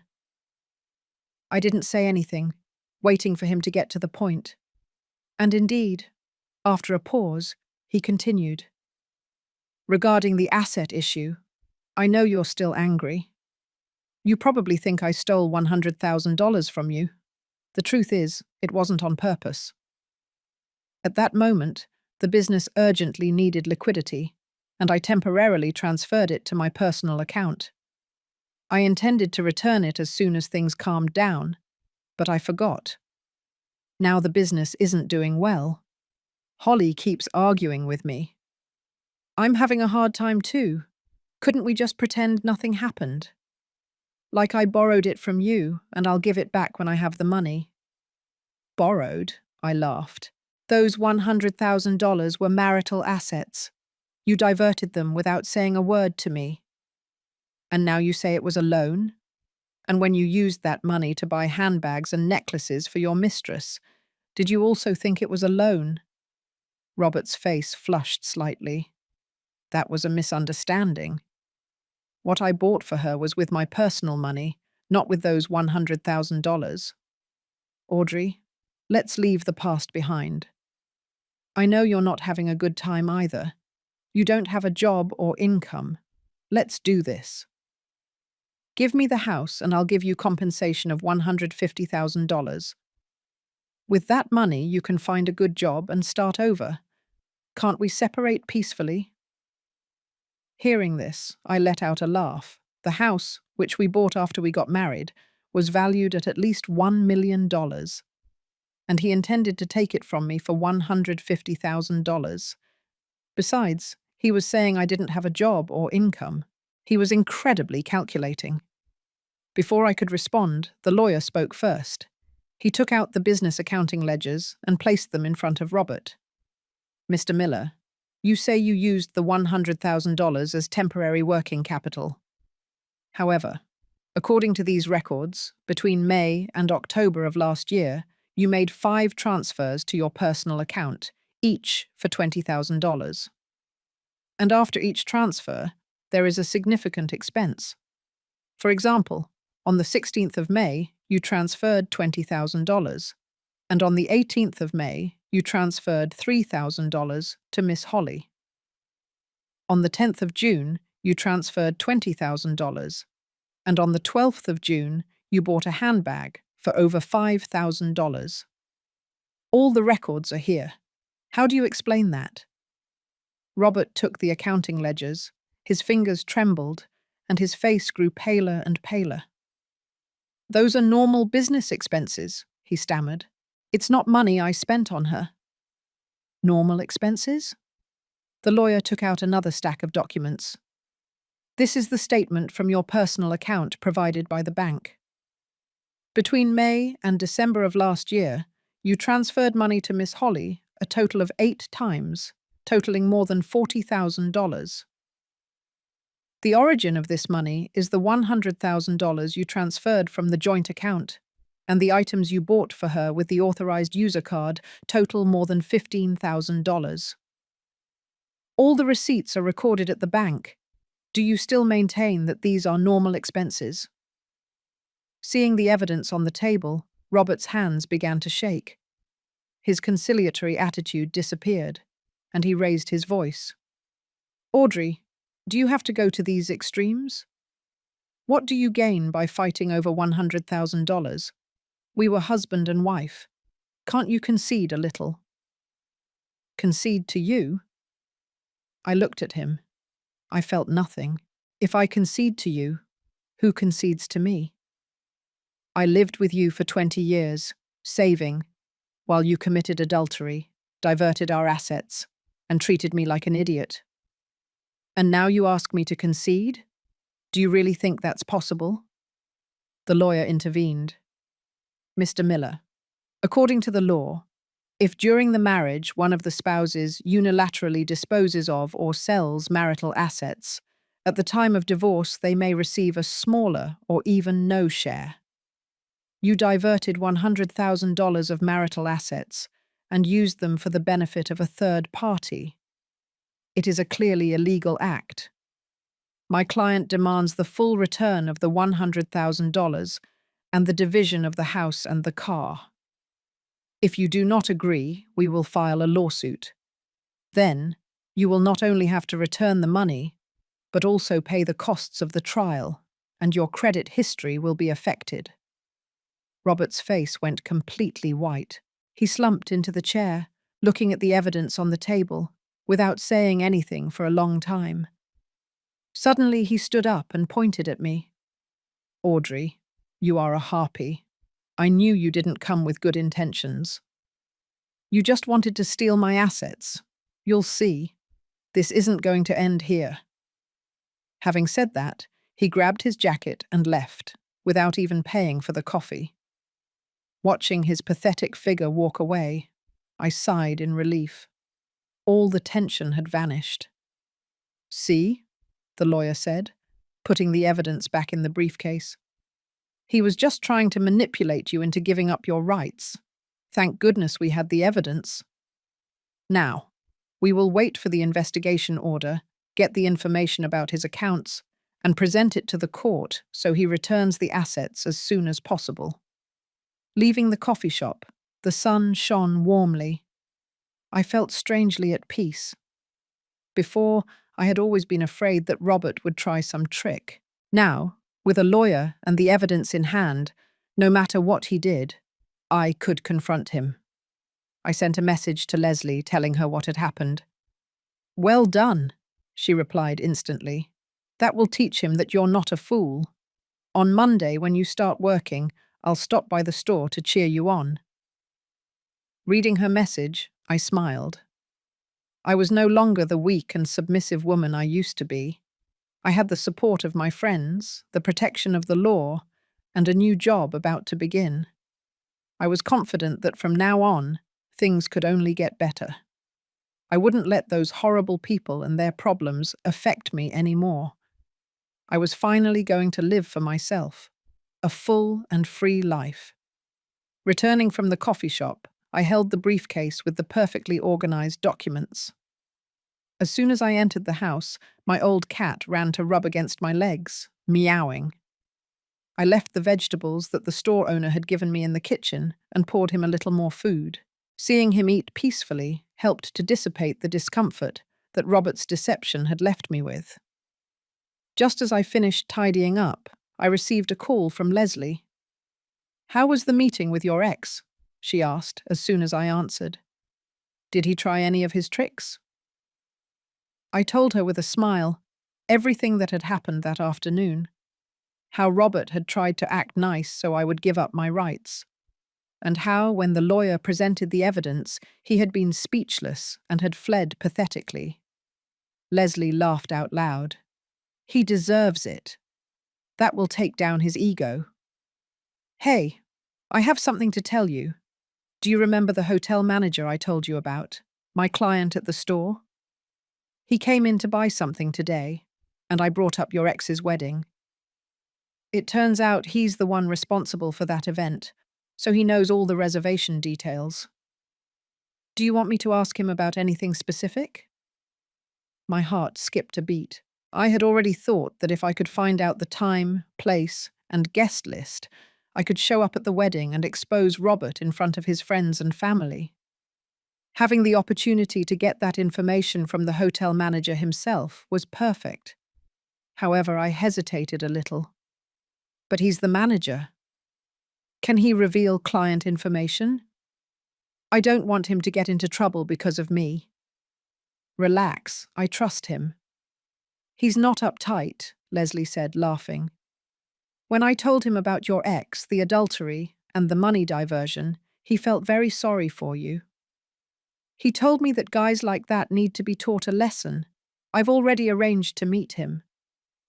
Tomorrow at 3 o'clock in the afternoon, in a coffee shop near the hotel, he will tell you all the details. You just have to go.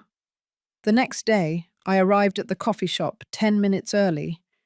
I had just found a seat by the window when I saw a middle-aged man in a hotel uniform walk in. Medium build and wearing glasses, he seemed very calm. It was him, no doubt. I quickly stood up to greet him. "Hello, I'm Leslie's friend." The manager smiled, sat down, ordered a tea, and got straight to the point. "Hello, Leslie already brought me up to speed. Don't worry. Within what the hotel rules allow, I will help you as much as I can. Your ex-husband's wedding was booked on the 18th of last month. It will be held in our largest ballroom, with capacity for 50 tables. Each table costs $600. Adding the space rental, service, master of ceremonies, and lighting, the total exceeds $100,000. I took out a notebook and wrote everything down. I was becoming more and more certain. And how much did they pay as a deposit? When is the wedding? They only paid $10,000, he said, taking a sip of tea. According to the hotel rules for an event of this caliber, the deposit must be at least 20% of the total, which is $20,000. But your ex-husband begged us, saying he had liquidity problems. And in the end, we accepted the $10,000 on the condition that he pay the rest within 1 week.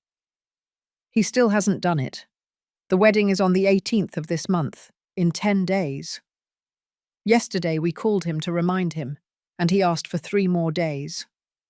If he hasn't paid by then, he will lose the $10,000 deposit, and the wedding will be cancelled. Hearing this, I felt great satisfaction. Robert, who couldn't even pay the deposit, had promised his mistress a luxury wedding, all bark and no bite. And the guest list? Do you know who's coming? He hasn't given us the complete list yet, but I know some of the important names, he said thoughtfully. He told me he would invite more than 300 people, including his most important clients, friends, and family. Oh, and he specifically asked us to reserve the best table next to the couples for the bride's parents. He wanted to make a good impression on them. I wrote everything down in my notebook. Is the master of ceremonies provided by the hotel or hired by him? We provide him. He's our best presenter. He has a lot of experience, he said. I've already warned him. I told him that if anything happens, he should cooperate as much as possible. Without making it too obvious, of course. After all, I work for the hotel. I was deeply moved. Thank you very much. Without your help, I wouldn't have been able to find out all these details. You're welcome. I don't like men like that either, he said, smiling. Don't worry. Within what the rules allow, I will help you. Oh, I have a copy of the reservation contract, with the signature, date, place, and cost breakdown.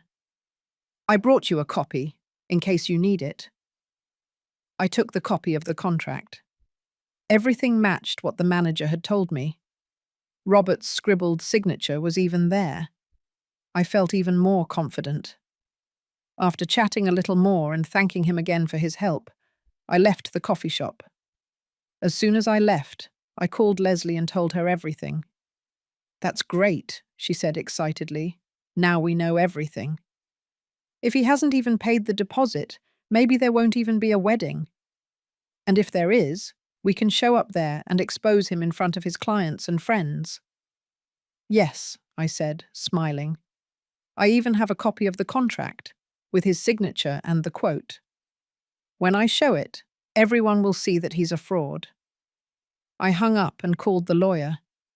I explained the situation to him and asked if it was legal to present the evidence at the wedding to expose Robert. Yes, you can do that, he said, but with moderation. You cannot disturb the peace of the hotel, or you could have problems. The best way is that when the master of ceremonies asks the couple if they accept each other, you stand up and present the evidence. That way, without causing a scene, you will achieve the maximum impact. I wrote down the lawyer's advice. In my head, the plan was already set. On the day of the wedding, at the key moment, I would show up with the evidence and reveal everything. Robert's adultery, the diversion of assets, and the failure to pay the deposit. I would make him and his mistress look ridiculous in front of everyone. Let everyone see his true face. Returning home, I put the notebook and the copy of the contract in the briefcase along with the other evidence. My cat jumped onto the table and rubbed against my hand, as if giving me encouragement. I stroked his head.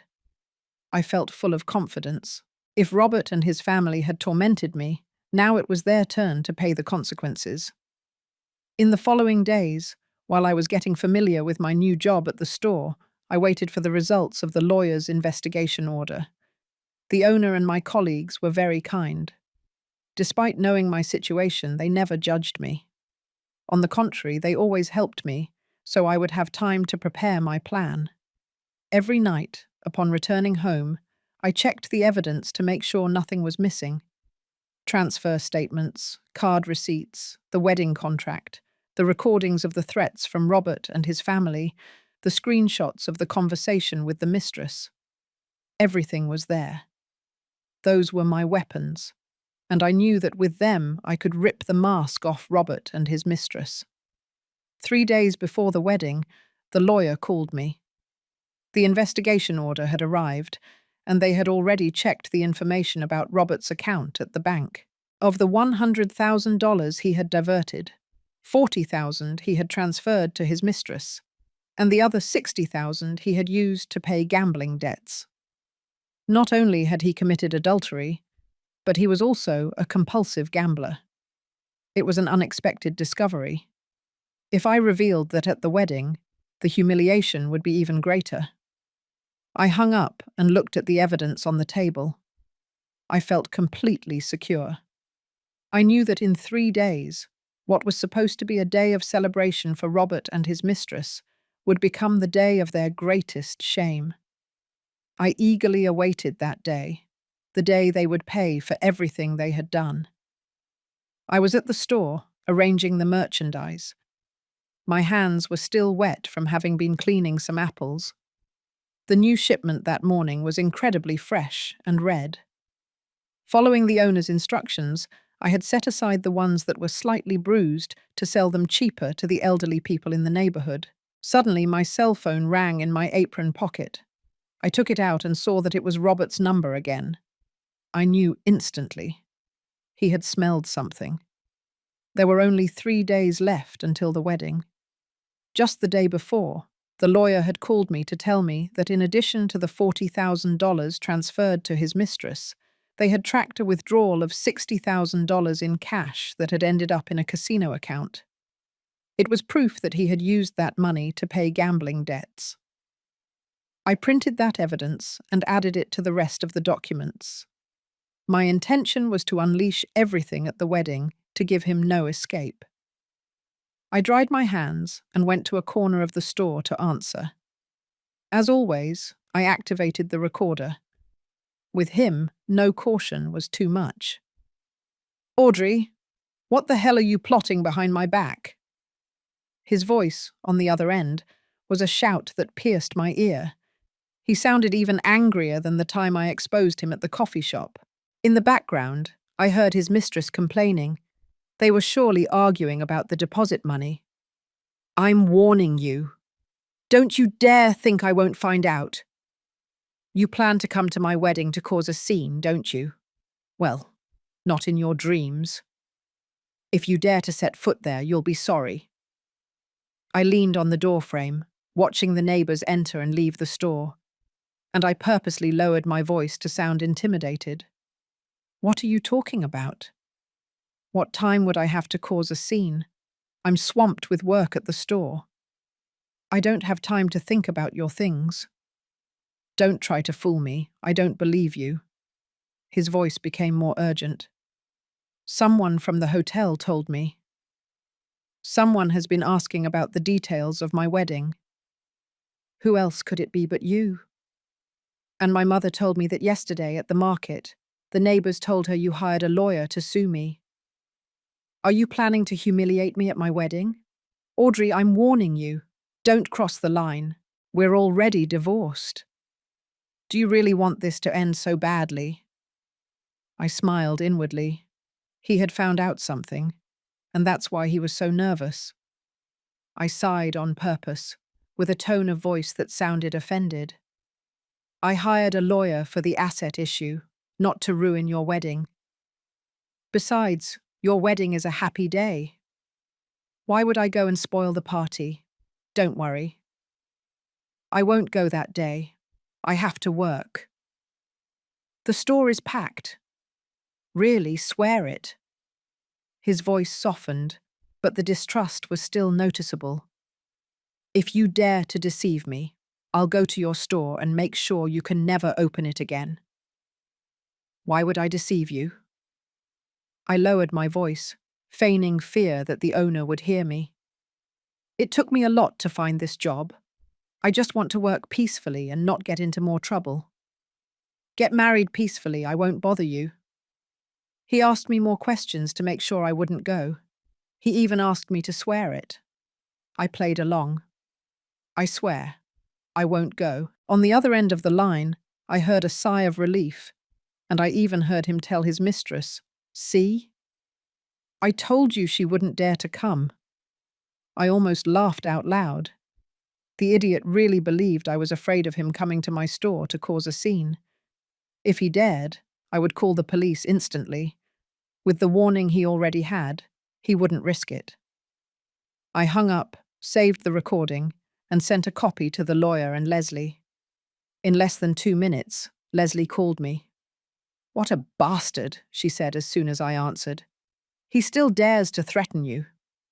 And you're such a good actress. I almost believed you too." "I had to act a little so he would relax," I said, smiling. "Now he's convinced that I'm afraid and won't go to the wedding. That way, when I suddenly appear, he won't have time to react. Hey, and what about the hotel manager? How will we get in that day?" "I talked to him yesterday. He told me he will send an employee to look for you and give you an identification badge." "You will enter with her through the service door and wait behind the ballroom," Leslie said. He also alerted the master of ceremonies. "When he asks the couple if they promise to be together in richness and in poverty, he will pause and give you a signal. That will be your moment." I felt even more secure. I reviewed with Leslie the evidence I would bring that day. In addition to the transfer statements, the card receipts, and the wedding contract, I had the new evidence of the gambling debts. I organized everything in order in a black briefcase. As I hung up, the lawyer also sent me a message. "I will be at the hotel half an hour before that day. If any unforeseen event arises, for example, if Mr. Miller sends someone to block your way, I will take care of it." He also sent me the number of the nearest police station so I could call at any time. In the afternoon, upon leaving work, the owner, who had seen me glued to my phone all day, asked me worriedly. I briefly told her the situation. She patted my hand and said, "Audrey, don't be afraid. If you need help, I'll tell my husband to go with you. He's big and has an imposing voice. He'll surely scare them off." My heart filled with gratitude. "No, really, you don't need to bother your husband. I'm going with a friend and the lawyer. Don't worry." Even so, the owner, not very convinced, gave me a bag with hard-boiled eggs that she had just cooked. "Here, so you can eat on the way and gain strength. That day will be hard." Returning home, my old cat was waiting for me at the door. I left the briefcase on the table and reviewed everything again, one by one. The more than 20 pages of transfer statements, with the date and amount clearly indicated. The card receipts, organized by month and with the mistress's expenses circled. The wedding contract, on top for easy access. The proof of gambling debts, in the middle, the most powerful evidence. I looked for an old recorder and transferred the audios of the threats from Robert and his family, in case my phone ran out of battery. I also fully charged an external battery and put it in a side pocket. When I finished, I sat on the sofa. My old cat curled up on my lap, purring softly. I stroked his fur. I didn't feel a hint of anxiety. Before, Robert's threats kept me awake. Now, I was incredibly calm, and even felt a certain anticipation. I knew that day would not only be the day I exposed Robert, but also the day I completely broke with my past and started a new life. He wanted an over-the-top wedding to show off. I, in front of everyone, would reveal his true, selfish, adulterous, and compulsive gambler face. I would make him understand that those who torment me pay the consequences. Before going to bed, I sent a message to the hotel manager to confirm that he had prepared the identification badge for me. "Don't worry," he replied. "Everything is ready." I put down my phone, looked at the moonlight through the window, and thought, "You'll see. Your mask will fall off soon." That morning, I woke up earlier than usual. I chose an elegant dark jacket with a light grey sweater underneath. I didn't want to draw attention, but I didn't want to look sloppy either. I just wanted, as calmly as possible, to say what I had to say. Before leaving the house, I checked the briefcase 3 times. Transfer statements, card receipts, the wedding contract, the debt evidence, the recorder, The external battery. Nothing was missing. My old cat, sitting by the door, rubbed against my shoes, as if encouraging me. "I'll be back," I whispered, stroking his head.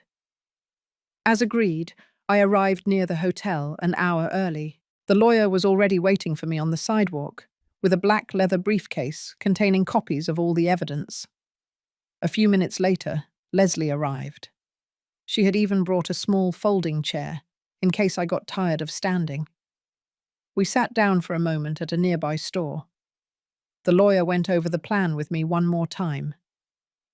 "In a little while, you will enter with the employee through the service door and wait in a corner behind the ballroom. When the master of ceremonies gives you the signal, stand up, but without rushing. Present the evidence one by one. First the contract, then the statements, and finally play the recording songs. Don't lose your rhythm." At 30 minutes past 10 o'clock, the employee the manager had sent arrived. She was a young girl, about 20 years old, who handed me an identification badge. "Ma'am, follow me." The manager told me to wait for a moment in the lounge area in the back. "When the master of ceremonies is about to start the vows, I will come for you." I followed her. In the hallway, I could hear the music coming from the ballroom. A mix of cheerful songs and the laughter of the guests created a festive atmosphere that greatly contrasted with the heavy briefcase I was carrying. The lounge area was not big. It only had 2 sofas. The girl poured me a glass of lukewarm water. "Don't be nervous." The manager told me that if anything happens, I should call him. I nodded and took the glass. My hands were a little cold, but my heart was firm. The ones who should be nervous were not me, but the couple who on the stage were performing a farce. Around 30 minutes past 11 o'clock, the music outside suddenly changed. The cheerful songs gave way to the soft wedding march. The girl entered through the door. "Ma'am, the couple has already entered.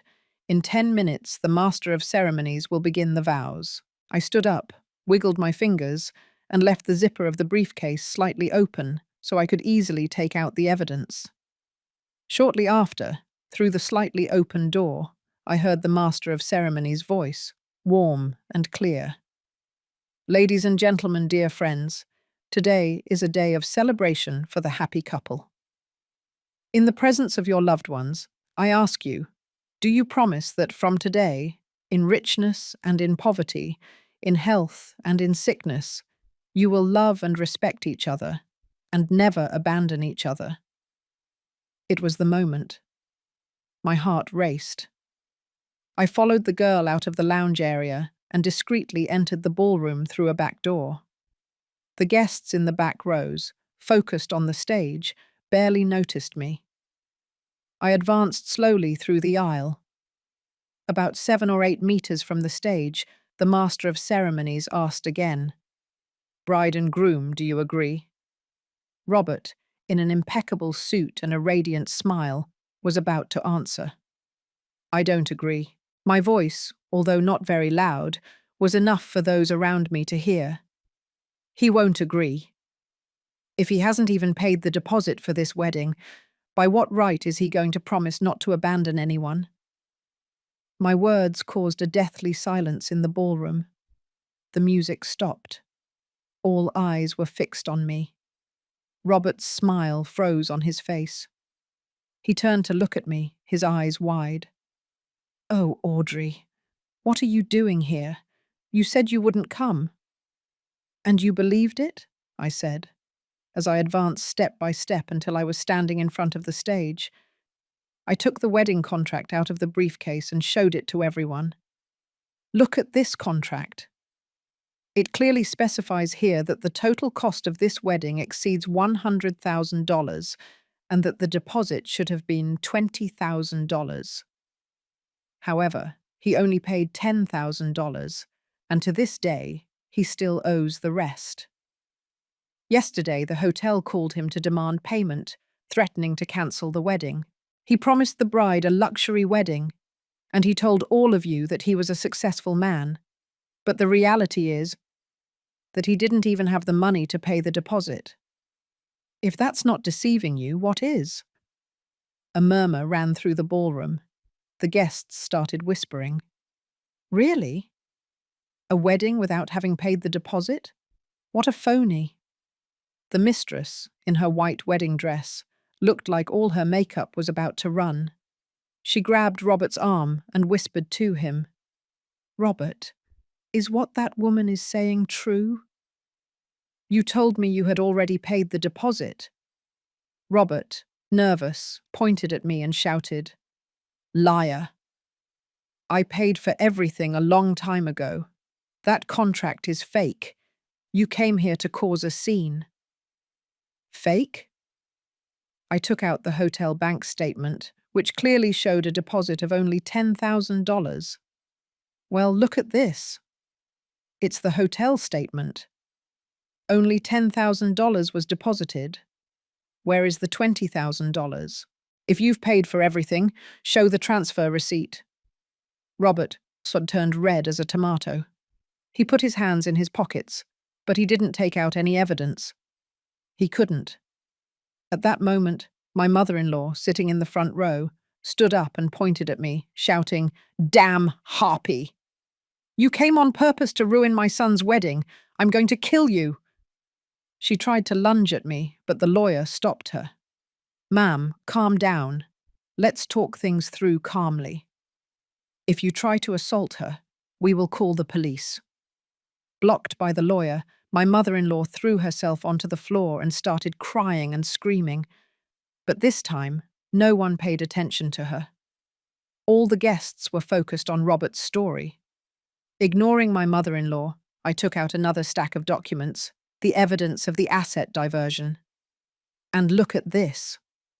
Between May and October of last year, he diverted $100,000 of our joint assets to his personal account. Of that money, $40,000 he used to buy handbags, necklaces, and the wedding dress for the person here present. The other $60,000 to pay gambling debts. You probably didn't know this, but not only is he an adulterer, but he is also a compulsive gambler with considerable debts. Those $100,000 were the money we had saved together. The money my parents gave me, and the money I earned working hard in the business. And he, without saying a word to me, diverted it to spend it on this. Tell me, do you think he has the right to utter the words, "Never abandon you"? Hearing this, the murmur in the ballroom turned into a clamor. Some of Robert's relatives frowned. Robert also gambles. That's not good. And using his wife's money for his mistress. How despicable. The mistress's face was completely white. She let go of Robert's hand and said, in a trembling voice, "You lied to me. You told me that money was yours and that you had gambling debts." Robert tried to justify himself, but he stammered, unable to articulate a word. Sweat poured down him. I took out my cell phone, played the recording of his threats, and turned up the volume. And listen to this. It's a call from last week threatening me. "If you don't reactivate the credit cards, I'll come to your house every day to cause a scene, and I won't let you live in peace. And I also have recordings of his mother and sister coming to my house to break my things." Tell me, does this seem like a way to get along? The insults and snarls on the recording clearly resonated in the ballroom. The guests' gazes toward Robert changed, going from celebration to contempt. One of his most important clients stood up. "Robert, I thought you were a trustworthy man. That's why I did business with you. But not only have you cheated on your wife, but you are also a compulsive gambler. This deal is over." Having said that, he turned and left. Several more clients stood up, shaking their heads, and followed him. Seeing the scene, the mistress burst into tears. She tore off her veil and threw it onto the floor. "It's over. You lied to me. You didn't have money and you promised me a luxury wedding. You're a swindler." She ran to get off the stage, but her dress got caught on a chair, and she fell to the floor. The dress, now dirty with dust, made her look pathetic. Robert ran to help her, but she pushed his hand away and ran out of the ballroom crying. Little by little, the guests also started leaving. Some, as they passed, pointed at Robert. What a shame. It's better not to deal with people like that. My mother-in-law was still sitting on the floor, crying to the heavens. Zoe, beside her, was pale and said nothing. The master of ceremonies on the stage was paralyzed, with the microphone in his hand. He had officiated many weddings, but he had never seen such chaos. The hotel manager came out from behind the stage, approached Robert, and handed him a bill. "Mr. Miller, the deposit is still pending payment. And now that the wedding has ended like this, you will have to take responsibility for the hotel's losses. Several of the guests who left did not touch the food on their tables. You will also have to pay for those meals." The bitterness I had endured for 20 years had finally dissipated today. From now on, my life would no longer revolve around a horrible man and a wicked mother-in-law. I wouldn't have to put up with it anymore. I could work peacefully and live in peace.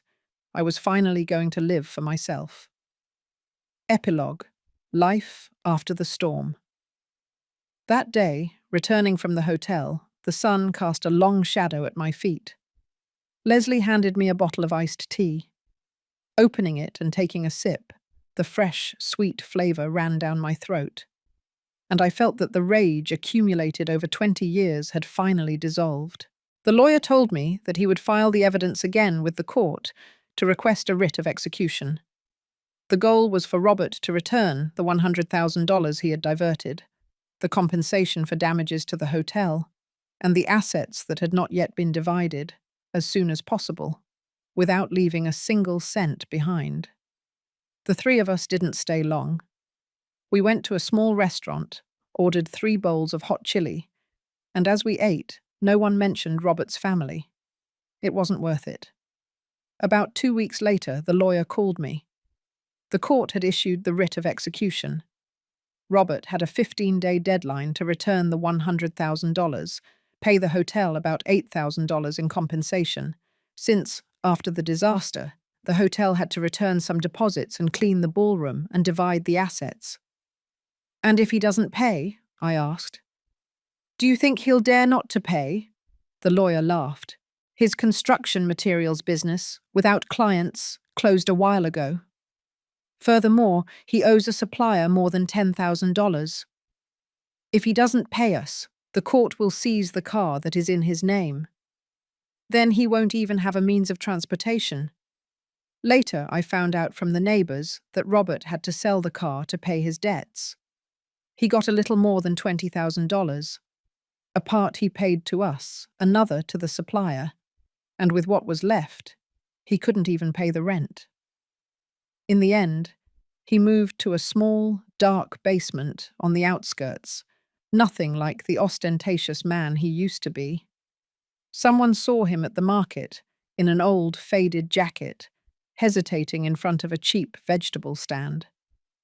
Nothing was left of that businessman. He tried to find work as a delivery driver, but no one wanted to hire him. His reputation as an adulterer and compulsive gambler had spread. With his reputation ruined, his future was bleak. As for the mistress, Holly, after running out of the wedding crying, she never contacted Robert again. A friend of Leslie's saw her in a supermarket in her town, in an employee uniform, pushing a cart and restocking shelves. There were no more shiny necklaces or designer handbags. Apparently, upon returning home and telling everything, her mother gave her a good reprimand and told her to stop dreaming of living off men and find a decent job. The rumor is that she is now dating a warehouse worker from the supermarket. A normal life, but at least she no longer dreams of luxury weddings. She surely learned that appearances built with other people's money, sooner or later, collapse. The situation of my mother-in-law and Zoe was not much better. My mother-in-law's $600 pension before went entirely to her son and daughter. Now, with the son drowning in debts and the daughter having no one to extract money from, they began to blame each other. Once at the market, I saw them arguing. "It's all your fault, Mum," Zoe said. "For enabling my brother in everything, he became an adulterer. Now look at the consequences. I can't even buy a new dress." "And what about you?" my mother-in-law replied, crying. "If you hadn't been taking money from him every day, we wouldn't have reached this point." They argued loudly with red faces, while passers-by looked at them, but no one stopped them. The neighbors had seen how they tormented me. Now their situation was the result of their own actions. Later, I found out that my mother-in-law was admitted to the hospital. Zoe didn't pay the bill, and Robert didn't have any money. In the end, some lifelong friends of my mother-in-law took up a collection to pay the expenses. Upon leaving the hospital, my mother-in-law lived alone, and sadly in her old house, without a trace of her former pride. My life, on the other hand, improved every day. After half a year working at the store, the owner, happy with my work, not only raised my salary to $3,000, but also put me in charge of order management and inventory. Later, she hired 2 part-time employees, so I wouldn't have to go for the merchandise so early. The neighbors loved shopping at our store. They said the vegetables I chose were fresh and inexpensive. Sometimes, if an elderly person forgot their money, I would tell them to take the produce and pay me another day. Over time, I became friends with everyone. Miss Betty, for example, came every day for vegetables and sometimes brought me scones that she baked herself. Mr. John liked slightly overripe apples, so I always saved some for him. In my free time, I would walk with Leslie in the park, or we would go on weekend trips. Last fall, we went to see the autumn colours of the trees. Standing on the top of a hill, looking at the forest of red leaves and feeling the cool breeze, I felt incredibly at peace. My old cat also got fatter. Robert looked at the empty ballroom, then the bill in his hand, and suddenly his legs gave out, and he almost fell. "It's over," he murmured. "Everything is over." Seeing him, I felt not a bit of compassion, only an immense sense of liberation.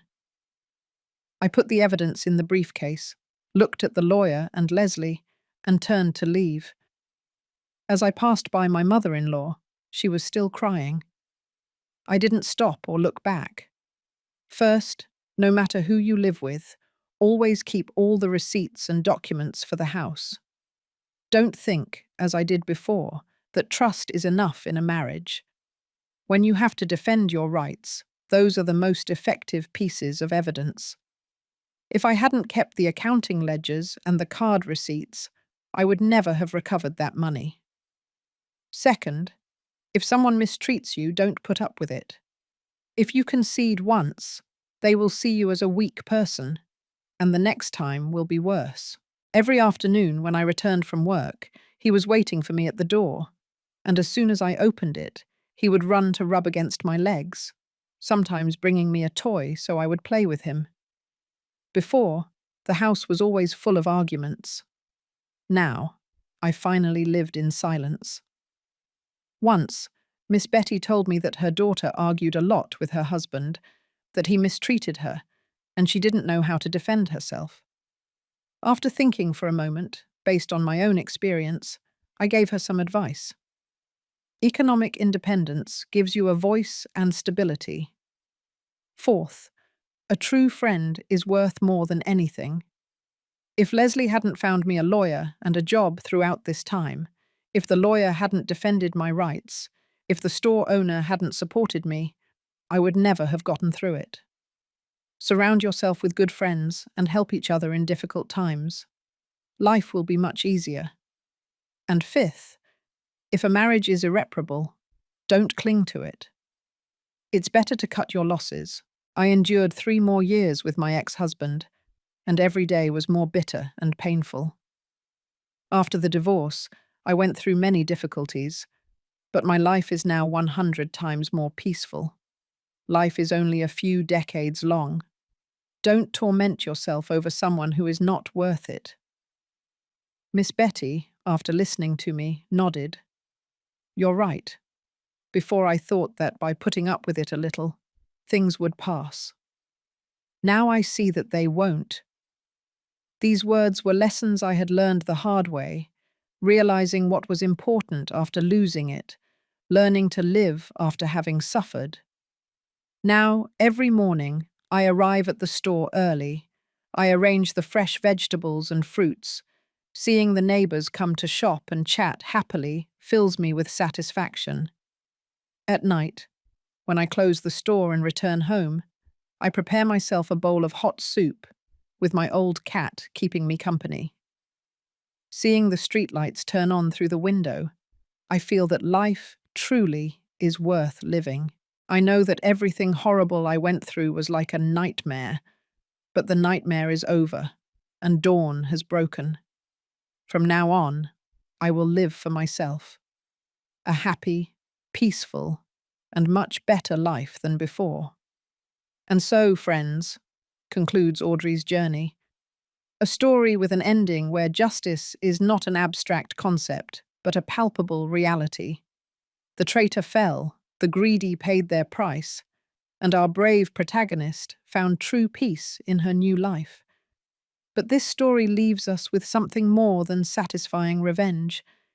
It shows us the extraordinary power of preparation and determination. Audrey's victory was not a stroke of luck.